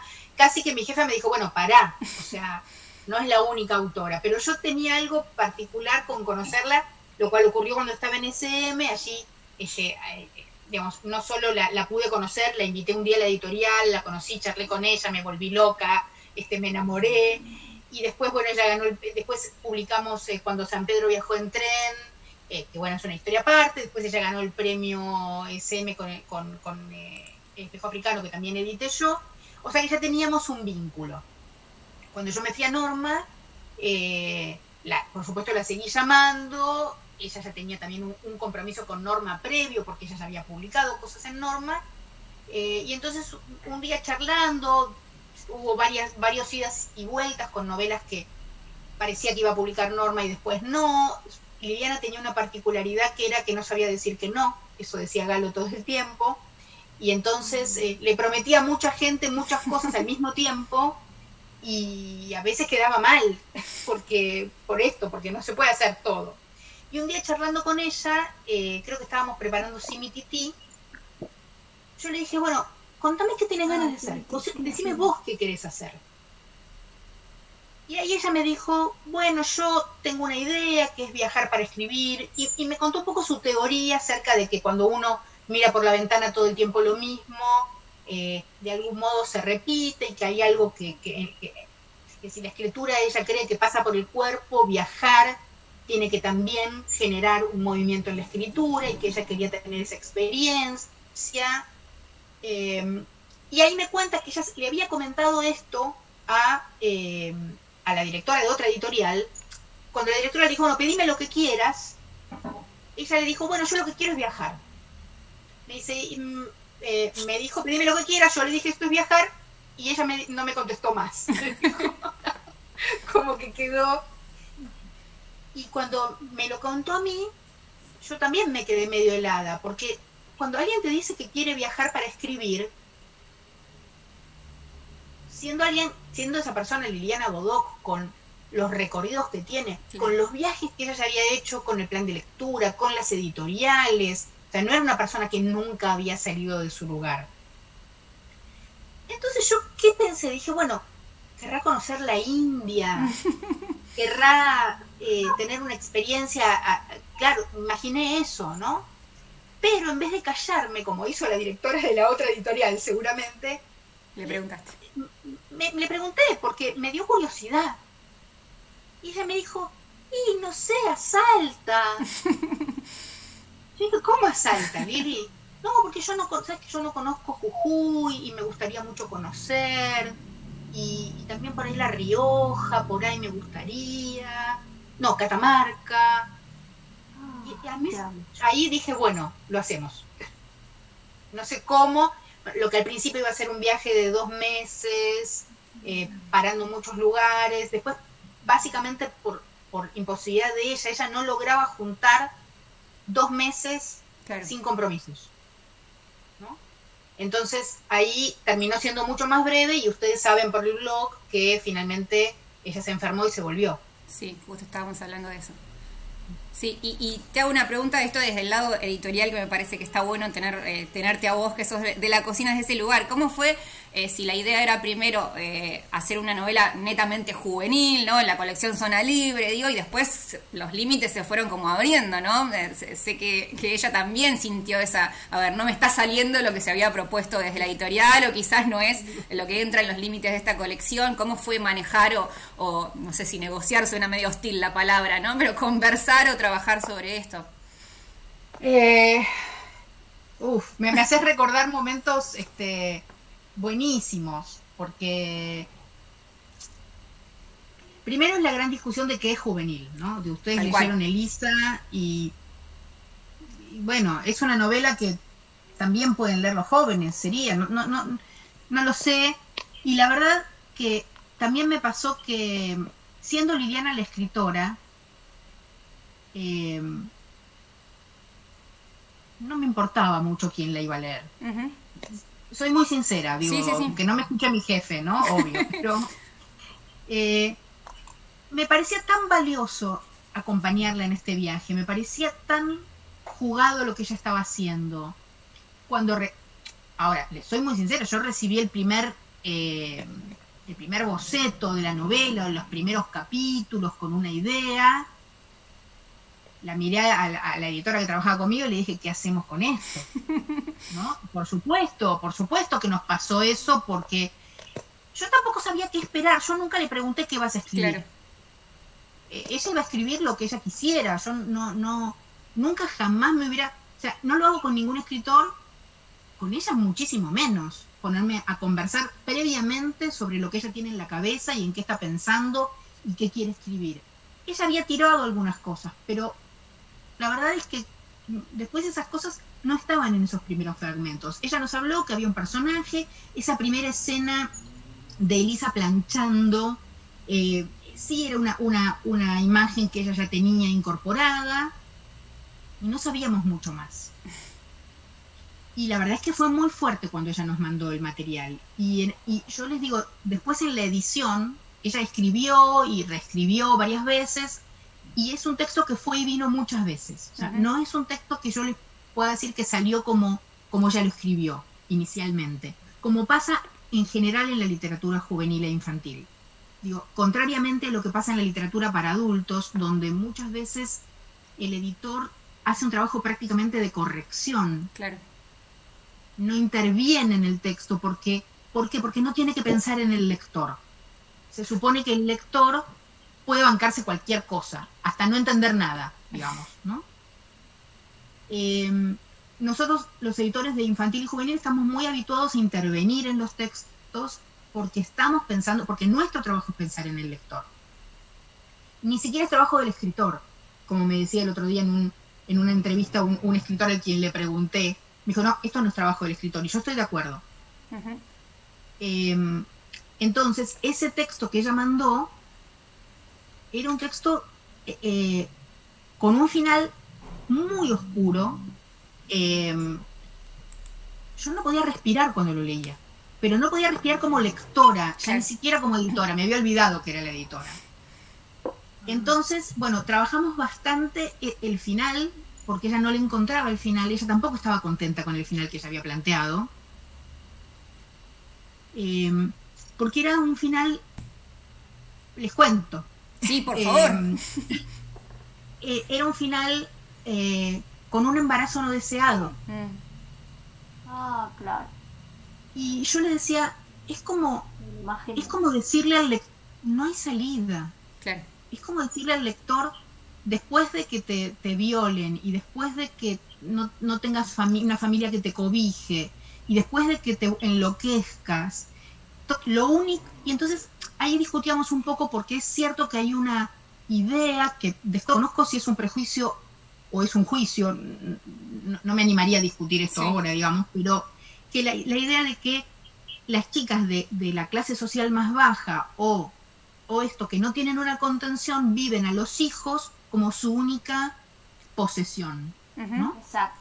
Como se ve en Perros de Nadie, pienso, por ejemplo, en Perros de Nadie de bueno, Valentino, ¿no? Que está ese deseo, hay un capítulo entero hablando justamente de ese deseo de tener un hijo como para algo que le pertenezca. Exactamente. Ahora,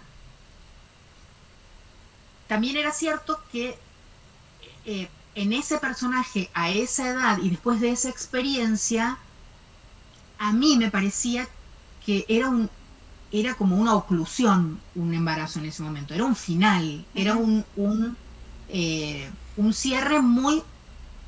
bueno, ella va a tener algo propio, pero en realidad nosotros que estamos leyendo, ¿sentimos que es un buen final para ella? O sea, bueno, lo discutimos mucho, le dimos muchas vueltas. La literatura de Lili es una literatura poética muy compleja, muy, muy compleja. Uno como editor, yo, digamos, todo el tiempo pensaba 10 veces antes de decirle algo, porque ella tenía todo muy elaborado y muy pensado, y a la vez era una de las escritoras más flexibles a la edición. O sea, bastaba que uno le marcara algo y ella siempre le parecía que vos tenías razón. Por eso había que tener mucho cuidado, porque cualquier cosa que uno dijera, ella realmente la tomaba. Claro. Ahí conversamos bastante. Bueno, y ella le dio una vuelta que a mí me pareció que a mí me resultaba más, que cerraba mejor la novela y que además dejaba al lector no contento, porque no hay nada de que quedarse contento, pero sí con la sensación de una posibilidad de futuro. Tal cual. ¿No? De hecho, a ella, bueno, en el blog está, pero esto fue, bueno, tuvo muchas cosas como mágicas el viaje, ¿no? Y una fue el encuentro con la verdadera Elisa, ¿no? Esto fue muy raro, y entonces también conocerla, de algún modo a Lili le abrió esto, porque esta era una piba que le había pasado muy mal, que sí había tenido un hijo muy joven, pero que estaba encontrando vueltas en su vida diferentes, estaba encontrando la manera de revisar sus decisiones, ¿no? Que no fueran todas las decisiones como que el mundo tenía preconfiguradas, digamos. Claro, claro, como que había una posibilidad haber crecido en un orfanato y haber pasado por ese tiempo, y aún así, bueno, y ella encontró que la posibilidad era la literatura. Claro. Como no podía ser de otro modo. Sí, ni hablar. La verdad que es hermoso escucharte y ver como el otro lado, ¿no? De este proceso de escritura, ya que no la podemos tener a Lili, pero digo, a ver, si hay alguien que tiene alguna pregunta, no quiero acaparar como me pasa siempre cuando vienen los invitados al club, que me surgen preguntas, alguien tiene algo para comentar o para consultar, obviamente está abierto el espacio. No, yo estoy mirando quiénes están. Para saludarlos a todos. Entré tipo... De lo flexible, yo pienso en lo humilde, la humildad que siempre tuvo Liliana en todos los aspectos de su vida. Entonces, ahí es donde me acuerdo tanto de ella, ¿no? Yo también tuve la posibilidad de conocerla en un taller de escritura que nos ofreció un domingo entero después de jornadas de literatura. Y ella, cuando escuchaba lo que vos le ofrecías, de acuerdo a las consignas, en ningún momento te decía que no te daba una apreciación, sino que te daba un gracias frente a lo que vos escribías, ¿no? Y me pareció sublime, ¿no? Su presencia, su humildad, su sabiduría, y bueno, y lo que contás es como que me la trajo automáticamente. Muchísimas gracias, Laura. No, gracias a vos. Es así, la verdad es que la experiencia siempre era en todos los aspectos. Digo, lidiar con escritores profesionales a veces es difícil porque como con cualquier artista, y eso no es una crítica, pero tiene que ver también con el ego, que es el que les permite publicar, ¿no? Sentir que realmente agregan algo valioso. Claro. O sea que hay muchas circunstancias en las que uno se tiene que cuidar mucho de cómo trata el trabajo del otro, cómo lo trata, pavada, como si te mandé un taxi o no te lo mandé. Con Lili, o sea, esas cosas estaban como presupuestas y siempre, como decís vos, es muy lindo lo que decís, porque lo de ella siempre era un gracias. O sea, siempre, y es lo que yo sentí cuando ella falleció. Yo empecé a ver en las redes, toda la gente decía, yo la conocí, me firmó, me habló, me escribió. Sí. Ustedes no saben la cantidad de novelas que yo recibo que dicen, la trabajé en un taller con Lili y a Lili le encantó, ¿no? Y yo la leo y a mí no me encanta por ahí, ¿no? Y entonces digo, bueno, pero estoy segura de que Lili no les mintió. Lo que hizo fue relacionar a esa persona que tenía de enfrente, a quien conocía y de quien vio un proceso, con ese resultado. Y en ese aspecto encontró que había un crecimiento, que había una evolución, que eso esté listo para publicar o no es otra cuestión. Claro. Sí, pero yo creo que tenía esa generosidad en el darse, que hizo que todos sintiéramos que éramos importantes para ella.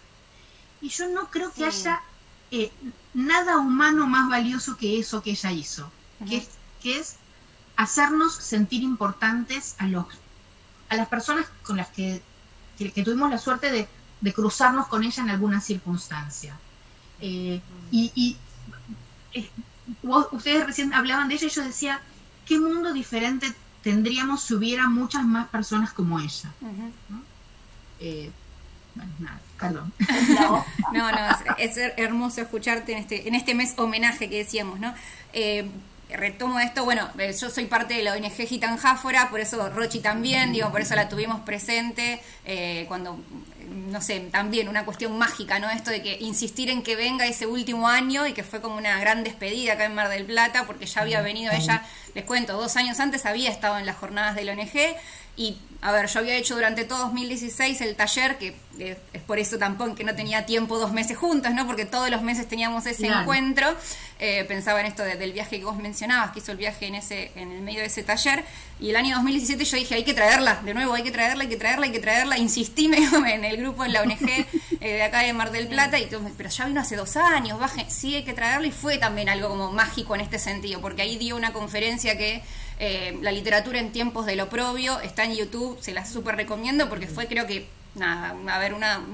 una despedida magistral, ¿no? Para hablar de la literatura y de lo que ella pensaba y de su punto de vista, y que no deja de ser poética. Es más, incluye un poema, esa conferencia de media hora en el que dice todo lo que hay que decir, ¿no? Que es hermoso.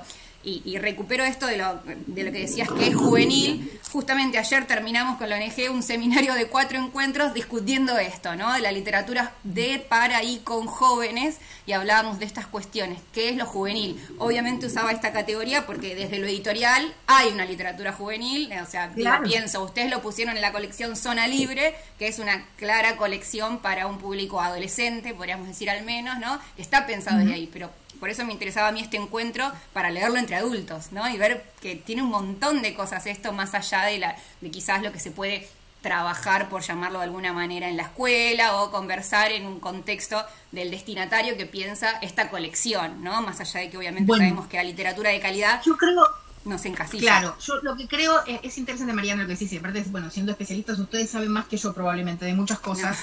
No. Sí. Te juro que sí, porque a veces uno termina como un poco mirándose el ombligo, ¿no? Y pensando los textos ya no tanto adecuados a la colección, sino adecuados a lo que uno quiere que los lectores lean. Claro. Y rompiendo un poco, o estirando, diría, esos límites con los que yo como lectora no acuerdo. Como editora entiendo, las editoriales tienen que marcarle al lector, porque no todos somos lectores competentes, y no todos somos lectores apasionados, y no todos sentimos la lectura como un tronco de nuestra vida y fundamental, y muchos otros no se sienten tan cerca de los libros y tienen miedo y no saben bien cómo acercarse, y se preguntan por dónde y a qué. Entonces la gente te llama y te pregunta, ¿qué le compra un nene de 7 años? Y yo digo, pero es muy sencillo, no en la librería. Bueno, ahora no se puede, pero entra a la web de la librería y fíjate que te gusta, ¿no? Es como un pullover, digo, el que te queda bien, bueno, es ese. No hay mucho más para pensar. Entonces me parece que, pero entiendo también que el mercado requiere de esta cosa de compartimentar. Sí. Bueno, esto es juvenil, esto es infantil. Lo que me pasa a mí como lectora es que si un libro me gusta, no me importa mucho si es para nenes de 7 años, si es para mujeres de 14. Y lo que yo creo que la colección Zona Libre tiene, y lo tiene desde antes de que yo llegue, por eso lo puedo decir, es que interesa a cualquier lector. O sea, si bien hay algunas novelas que son quizá más interesantes para un lector juvenil, la mayoría de las novelas, leer a Sergio Aguirre, o leer Los ojos del perro siberiano, leer Los vecinos mueren en las novelas, leer ahora Mientras no muera tu nombre de Liliana Cineto, El mar y la serpiente, ¿cómo? ¿Perdón? El mar y la serpiente, digo también a Bombara. El mar y la serpiente, leer los libros de Paula Bombara, La chica pájaro también. O sea, hay muchos títulos que la verdad es que como lectores adultos, yo creo que también nos sorprenden. Yo creo que este trabajo que hay de edición y con el lenguaje y con el cuidado, con la narrativa en la literatura juvenil, yo creo que es muy valioso para el lector adulto. Yo muchas veces leo libros para adultos y me pregunto seriamente dónde estaba el editor. Claro. Porque dejé de dudar de mí como lectora. Ya no digo, ay, yo no entiendo lo que pasa acá. Claro. Digo, acá nadie se puso a pensar qué pasaba. ¿Y por qué esto pasa después que esto? ¿O por qué este personaje hace este cambio tan radical sin ninguna explicación? No está justificado en el texto esto. Entonces, en general, me enojo mucho con esos textos y creo que en la literatura juvenil eso está muy cuidado. Claro. Bueno, Laura, te vamos a agradecer porque estás ahí en el auto, paraste, así que no quiero robarte más tiempo, pero te agradecemos un montón porque creo personalmente, y creo que nos pasó lo mismo, fue súper valioso este aporte desde tu lugar que a veces no lo tenemos, ¿no? Y me parece súper importante también en la cadena de la escritura y de que nos llegue a nosotros un libro para leer, no solamente el autor, sino todo ese trabajo de edición y esa conversación, que en la conversación siempre está la riqueza, me parece, de la construcción de sentidos, más allá de lo que el escritor hace en su parte individual. Esa conversación que tiene con los editores me parece súper enriquecedora, y que nos puedas contar un poquito de esa cocina también es, personalmente, y para todos los que queremos a Liliana, hasta emociona, ¿no? Pensarla ahí. Y recién decíamos, una de las chicas decía, desde principio a fin de su obra, y todavía no podemos creer que estemos hablando de una obra, ¿no?, que tenga un principio y un fin, lamentablemente, pero bueno, seguir manteniéndola viva en la lectura y en estos encuentros que podemos hacer, y desde la virtualidad poder tenerte, la verdad que fue muy enriquecedor, así que muchas gracias por este ratito de tiempo. No, yo les agradezco a ustedes por seguirla leyendo. Yo creo que ese es el homenaje y ese es el camino. Digo, volver a leer la saga, volver a leer Elisa, volver a leer Presagio del Carnaval, volver a leer, todo. La verdad es que todos los textos de Liliana tienen los que hizo más rápido, los que hizo más lento, todos tienen esa construcción poética y ética, y que la verdad es que a mí me resulta muy esclarecedora, muy iluminadora, y me parece que es claramente una autora que su obra va a trascender, la va a trascender a ella, creo. Sí, ¿no? Tal cual. Bueno, así que les agradezco muchísimo la invitación, disculpen la precariedad del espacio, pero bueno, por lo menos logré entrar a tiempo. Sí, muchas gracias, te agradecemos mucho. Ahora seguí camino, te dejamos continuar, muchas gracias. ya estoy cerca. Dale, gracias. Chao, muchas gracias. Gracias a ustedes. Adiós. Bueno, continuamos conversando. Súper interesante, la verdad, ¿no? Siempre habíamos tenido a los escritores y no quizás a los que hacen el trabajo ahí acompañando desde la edición. Y me parece que fue enriquecedor, distinto. ¿Qué les pareció? ¿O no? Para ahí lo disfruté yo nada más, no sé. A ver, cuéntenme ustedes. A mí particularmente me pareció una mujer súper comprometida con lo que hace. Muy cuidadosa desde su lugar. Eso. Recién estoy viendo el chat que había seguido y a mí me había quedado clavado en lo último y no había visto, perdón, todo lo que fueron escribiendo. Pensé que estaba... No, no lo había visto, perdón, se me había congelado en lo anterior, en lo último que habíamos comentado. Uy, bueno, espero que lo haya visto, como que le lleguen estos mensajes.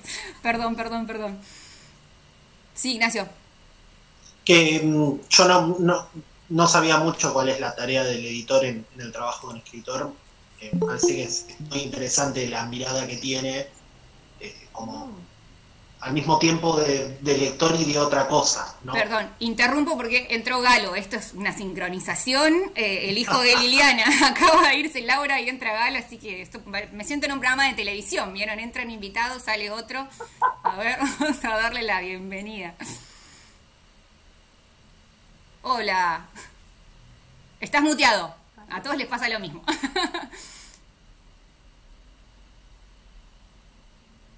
Toca la pantalla, las instrucciones. Apenas tocas la pantalla te aparece ahí el microfonito.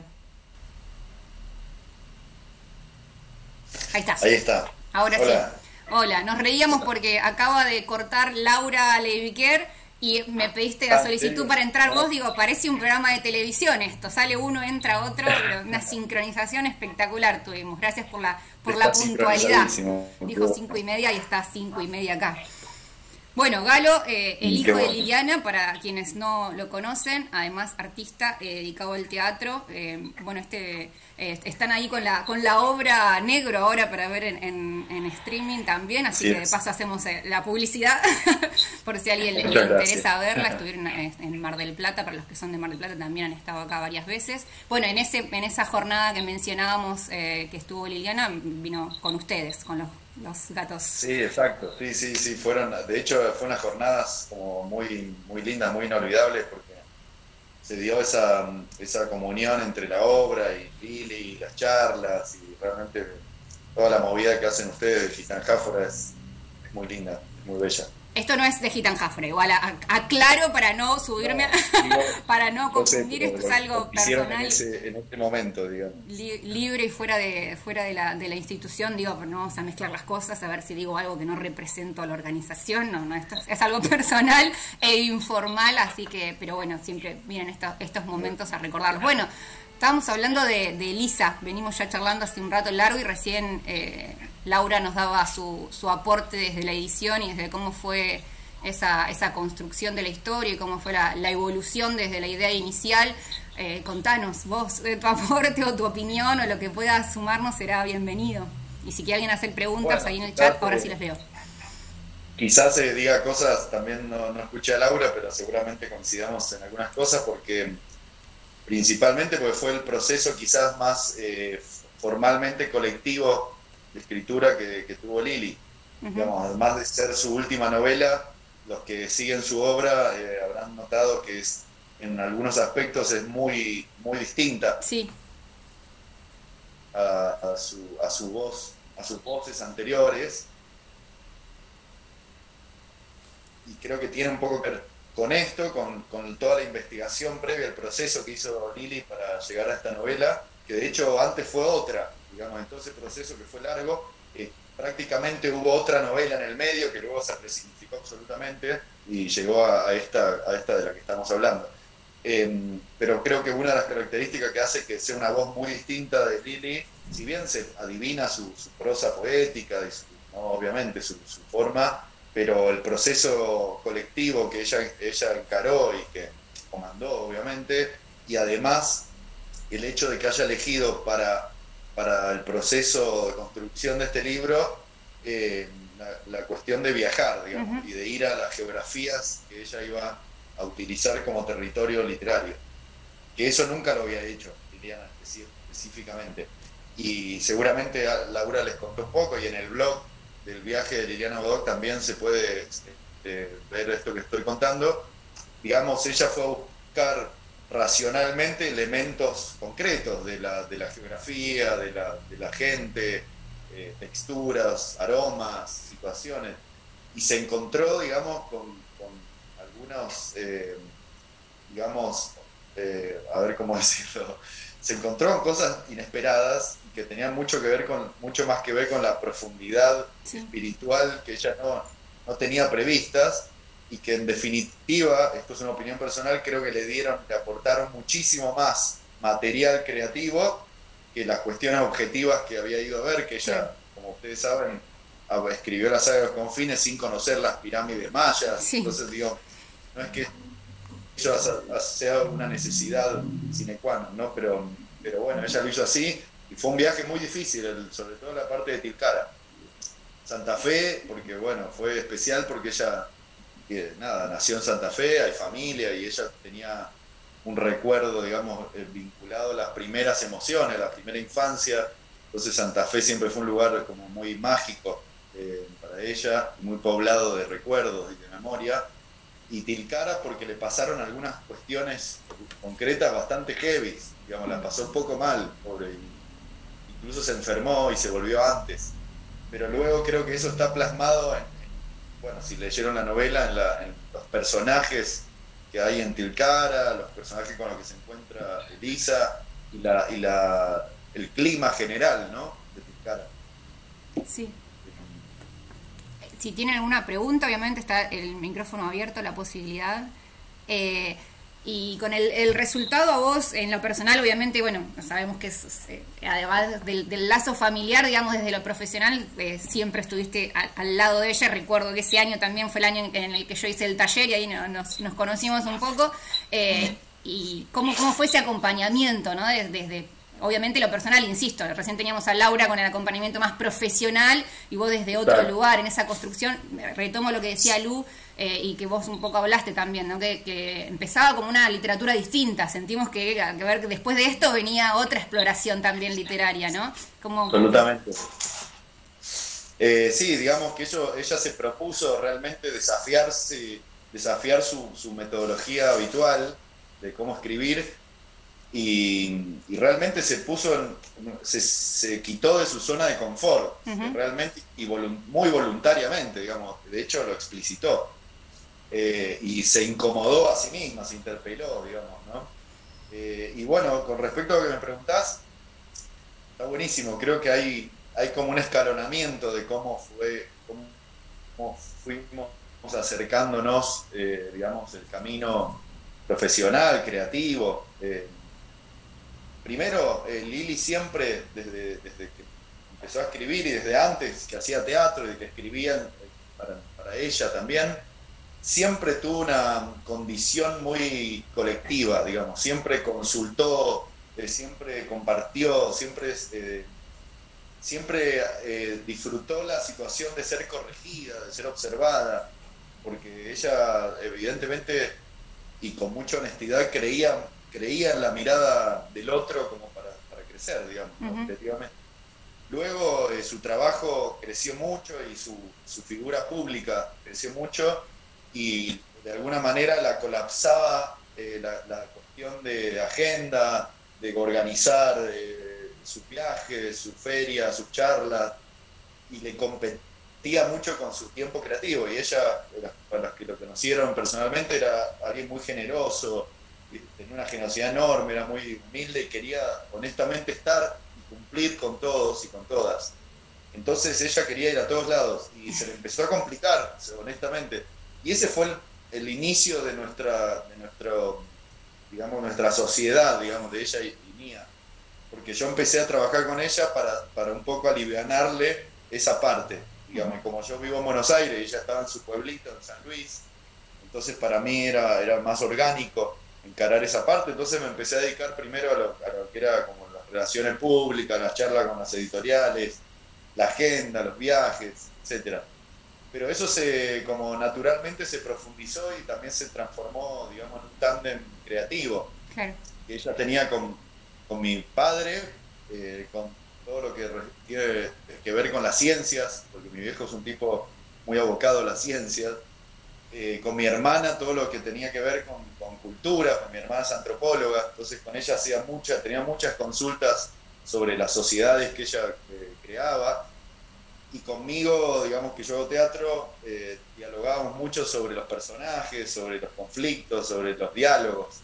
Entonces realmente era muy orgánico y creo que nosotros fue una bendición poder haber sido testigos y parte de esos procesos. Y los últimos libros fue más aún. Por ejemplo, en Elisa quizás es uno de los ejemplos de cooperación más grandes de su obra, ¿no?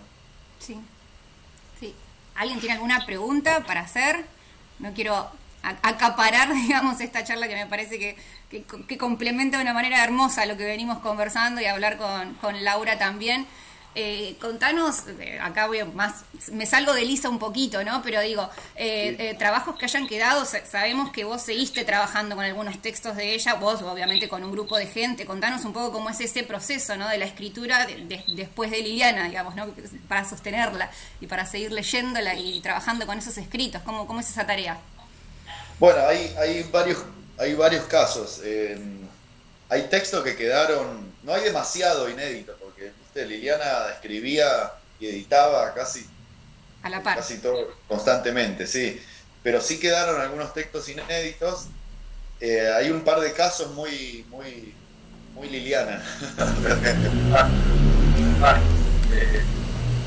Por ejemplo, descubrimos ahora, hace un mes, en medio de la pandemia, que Liliana, hace unos 7 años, fue a Cuba y escribió un texto que nosotros desconocíamos y que ella jamás nos contó. Me muero. Que se llama Una isla en el tiempo, y lo descubrimos ahora. Ella se lo regaló a una editorial cubana, una editorial pública, se lo regaló y le regaló los derechos de que lo publiquen, y se publicó en Cuba ese libro. ¿Y ustedes lo sabían? Nos enteramos hace un mes, y lo que nos hizo sorprender muchísimo es que en el libro menciona una catástrofe mundial y habla de que la gente lleva la cara tapada, que no se pueden ver. Se me pone la piel de gallina, y lo escribió hace 7 años. Decime que van a compartir ese texto, publicarlo o hacer algo, por favor. Este texto, sí, obviamente lo vamos a publicar, no creo que en lo inmediato, pero claro. Bueno, les contaba la anécdota. No nos vamos todos a Cuba. Sí. Y bueno, después está el caso de Tiempo de Dragones, que originalmente iba a ser una tetralogía. Sí. Y quedó inconcluso el tercer libro, digamos. El tercer libro, Liliana lo escribió en un 90% aproximadamente.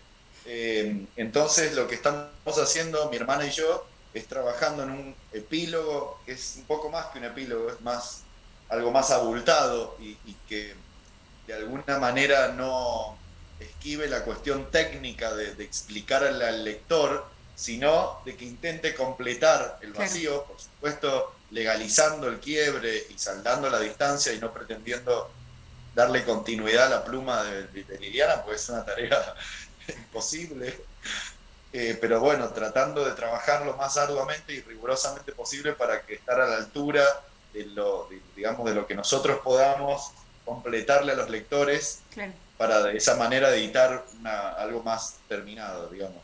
Claro. Y bueno, y después hay un libro que estaba listo para salir en la feria, que está en stand-by, pero está listo, que es Una versión de Dios, que es un libro ilustrado que Liliana había escrito y había trabajado con Ana Luisa Stock, que es una ilustradora muy buena. Y bueno, y lo que sí hice yo es hacer todo el proceso posterior, digamos, porque quedó hecho, pero quedó ahí. Entonces con Ana Luisa Stock y la editorial Guadal hicimos todo un trabajo de postproducción, por decirlo de una manera, porque es un libro álbum, es un libro de imágenes, textos muy cortos, pero muy bellos, bueno, como siempre. Así que todo eso está ahí y bueno, está ahí, hay mucho potencial, digamos, mucho por hacer. Hay mucha gente todavía por descubrir la Liliana, muchísima gente, y que de hecho desde su partida no para de agigantarse, ¿no? De presentarse y de llegar a más personas. Sí, eso es súper interesante. Comparto acá lo que dice Lu, me vuelvo loca, sí, con lo que nos decís, nos estás tirando así como unas bombas para los que queremos seguir ampliando, ¿no? la lectura y enriqueciéndolos.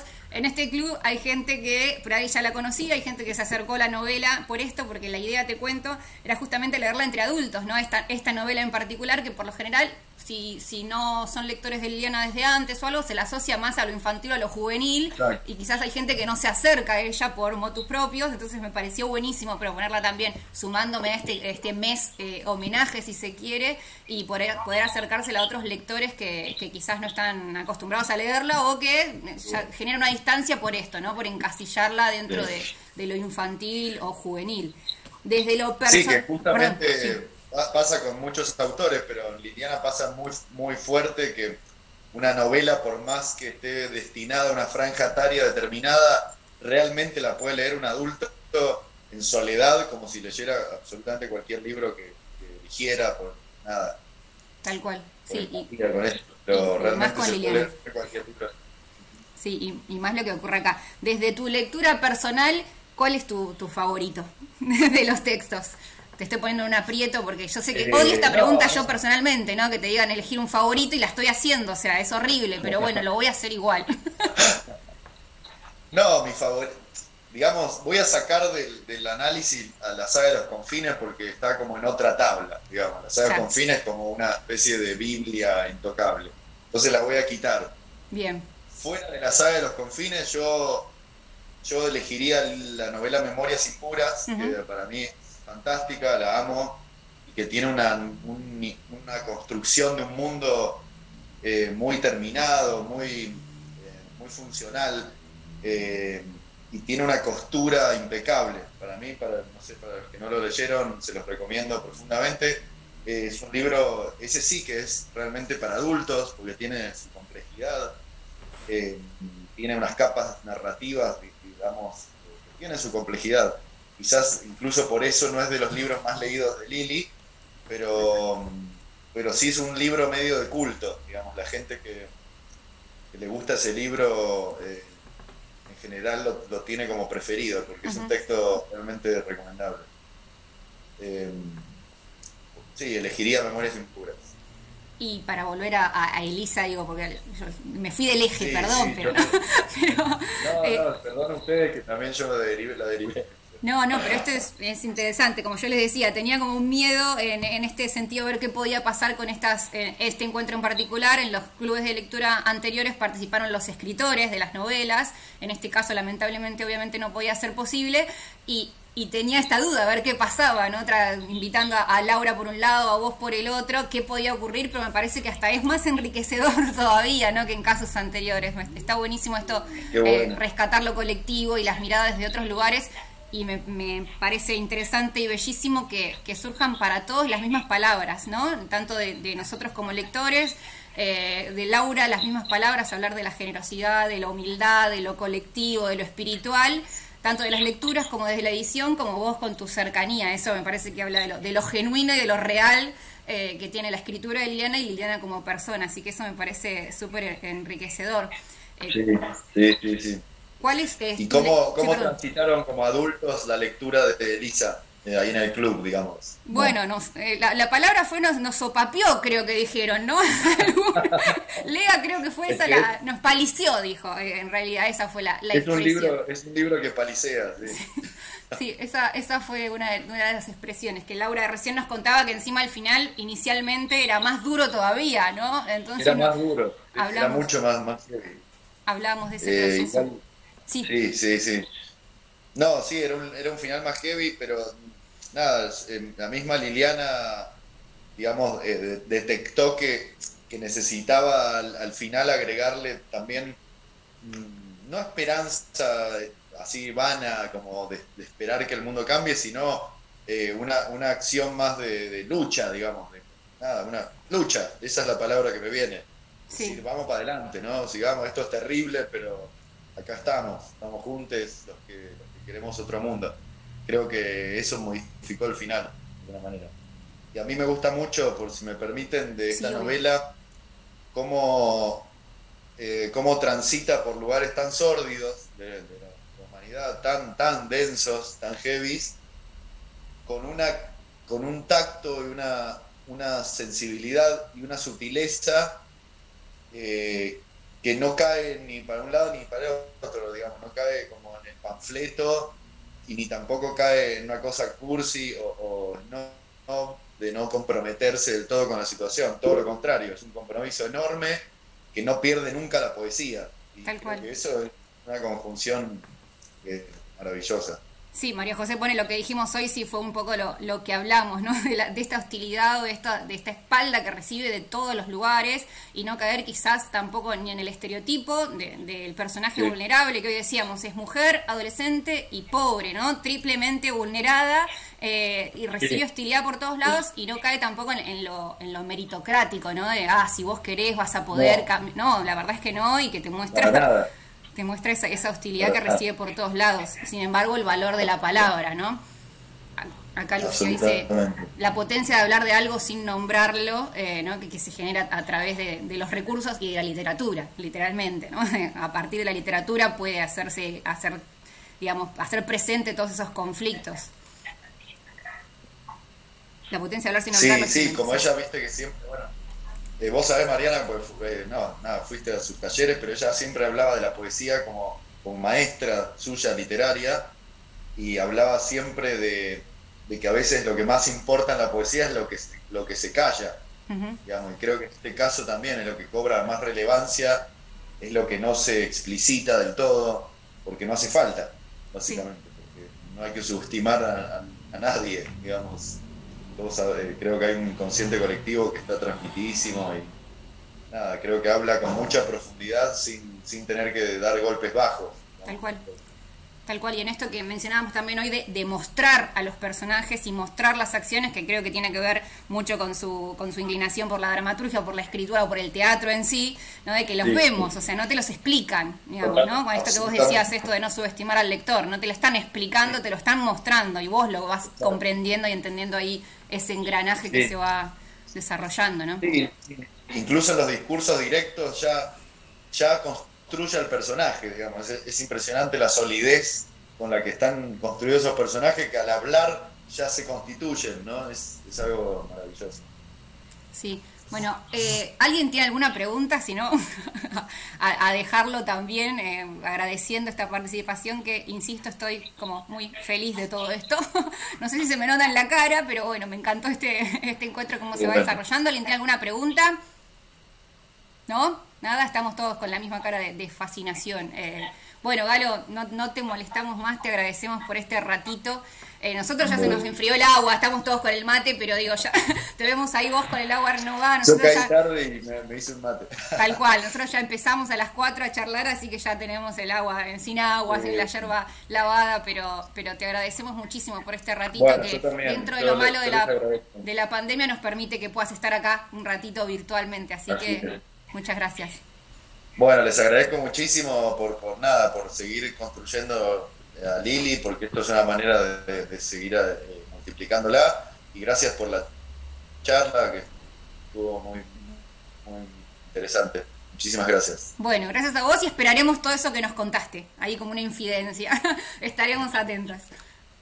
Muchas gracias, Galo. Gracias. Chau, un beso grande. Chao. Bueno, perdón, la sonrisa, pero no puedo menos que ahí está, dice, espero con ansias también. Bueno, gracias. El hecho colectivo, ¿no? Que lo habíamos por ahí dejado un poco afuera.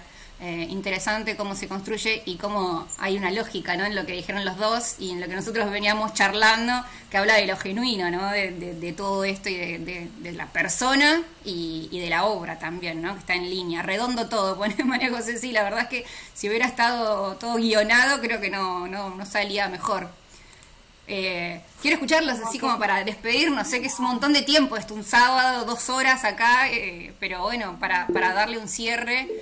Nada para agregar, dice Romy. No sé, quiero a ver si quieren conversar o aportar algo o alguna pregunta que les surja a partir de todo esto. Esperanzador el tema de que haya nuevas cosas para seguir leyendo a Liliana.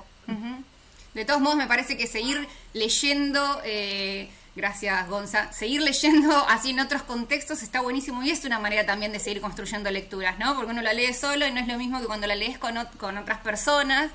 Así que me parece que también, digo, más allá de que la obra sea finita, porque lamentablemente no está más y sabemos que no va a haber más allá de estas pequeñas, ¿no? Cuestiones descubrimientos, digo, no va a haber más, pero volver a leerla, y cada vez que uno lo lee con otras personas o lo comenta con otras personas, me parece súper interesante, y que también es seguir construyendo a partir de lo que ya está, de lo que ya está publicado, de lo que ya se conoce, pero seguir alimentándolo, ¿no? Eso está buenísimo. ¿Qué más? Quiero escuchar, Ruth. Hablé un montón. Sí, bueno, agradecer. A mí me pasa algo, se los voy a contar, bastante particular con Liliana, porque de alguna forma u otra siempre aparece. Yo me crié en Trapiche, que es el pueblo donde ella vivió, mi mamá es de ahí, mis abuelos, se pasaba acá todo el año escolar y todo el verano allá. Y nos enteramos mucho tiempo después que Liliana se había ido a vivir ahí, la cantidad de veces que pasé por la puerta de la casa y no me animé, ¿no? A tocar la puerta. Bueno, mis papás viven allá, comparten con su esposo, ¿no? Ahí la cooperativa del agua potable. Y de hecho también en su momento me asumí al colectivo Fin de un Mundo por la cuestión artística y después me enteré que Galo era parte del colectivo. Y ahora me pasa que el libro ese de la isla en el tiempo me lo trajo una amiga de Cuba. No. Y recién ahora me estoy enterando que era algo que no se sabía. Para mí era un libro más y que fue muy loco porque en un viaje en el 2015 que yo acompaño a mi hermana a mudarse a Ushuaia en auto, hacemos toda la ruta 2, yo empecé a leerle ese libro en voz alta para ir compartiendo el manejo. Y llegamos a Puerto Madryn, se largó una tormenta que debe estar en los diarios porque fue histórica la inundación, o sea, fue realmente histórica de la gente no saber qué hacer, nadie poder encender los autos, como todo un día.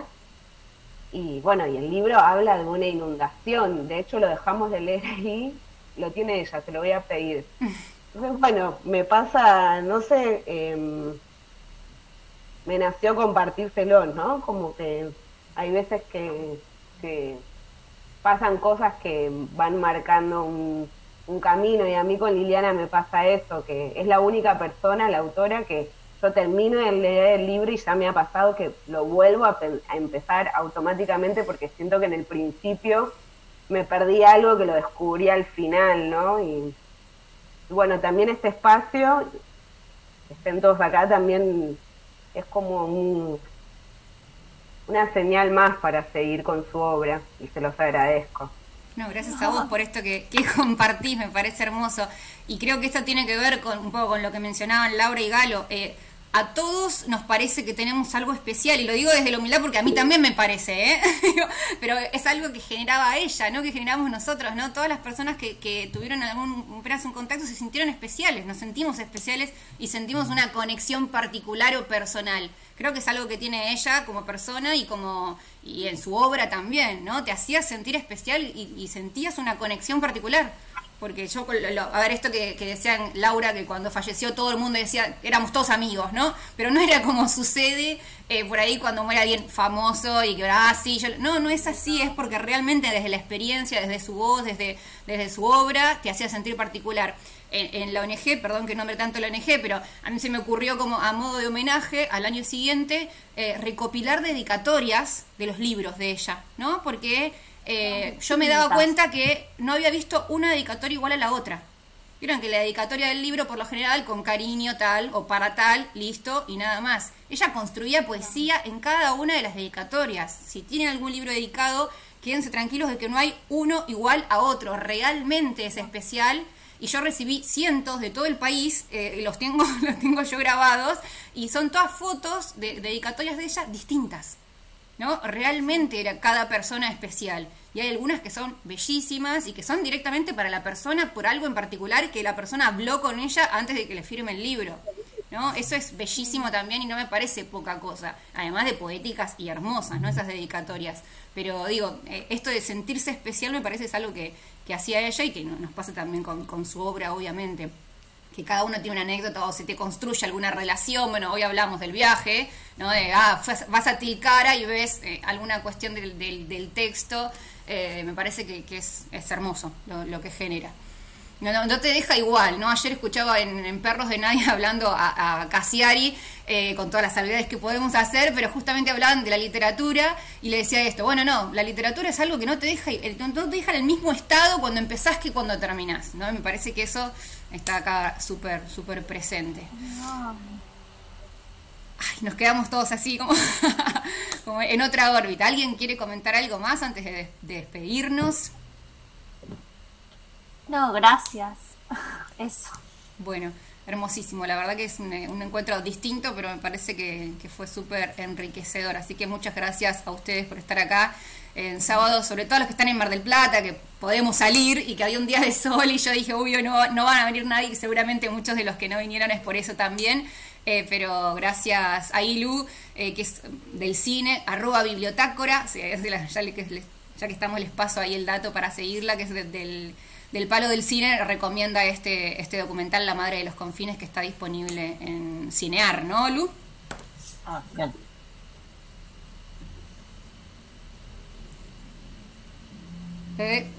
Gracias por el dato ahí. En Movies, listo. Bueno, también se recomienda ese, y hay otro de 4 capítulos que está en YouTube disponible también, que habla de los aspectos literarios. No recuerdo el nombre exacto de ese tampoco, pero también están disponibles ahí en YouTube. La charla TED que les dijimos, la conferencia de Gitanjáfora ONG, que es hermosa, dura 25 minutos, pero esenciales y súper intensos también. Bueno, hay mucho material y obviamente seguir leyéndola también como premisa. Ahí pasó el link, genial. Muchas gracias, captúrenlo, digo para los que quieran ahí verlo, yo me estoy haciendo mi captura. Listo.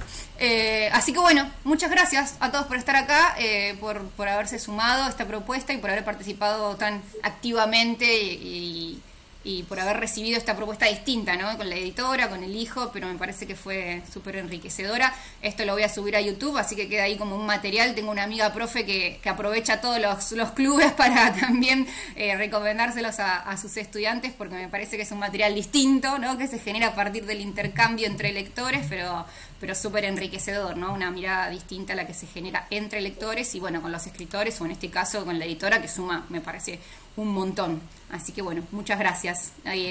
Nos vemos el mes que viene. Bueno, para los que les interesa, estuve pensando en leer 2 cosas para el mes que viene, a ver si les interesa.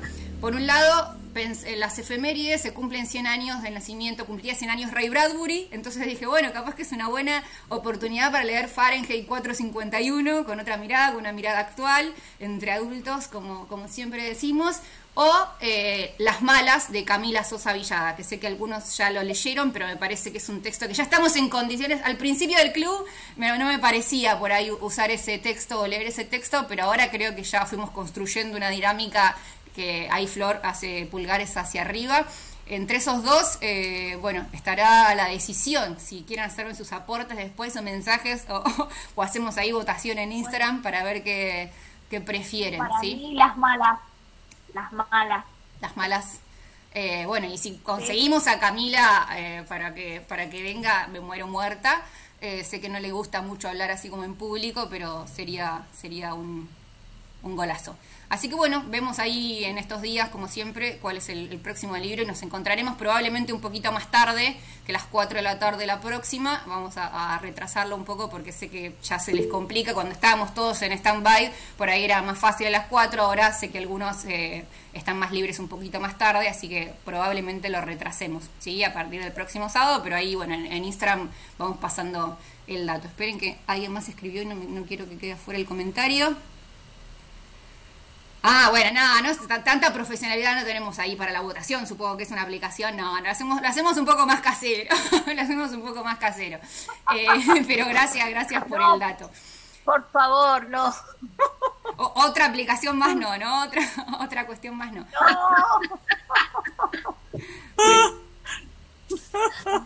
Bueno, muchas gracias. Nos vemos el miércoles, nos vemos. Chao. Con vos el Gracias. miércoles, y el resto nos vemos. El martes. Cada uno su día. Adiós. Chau.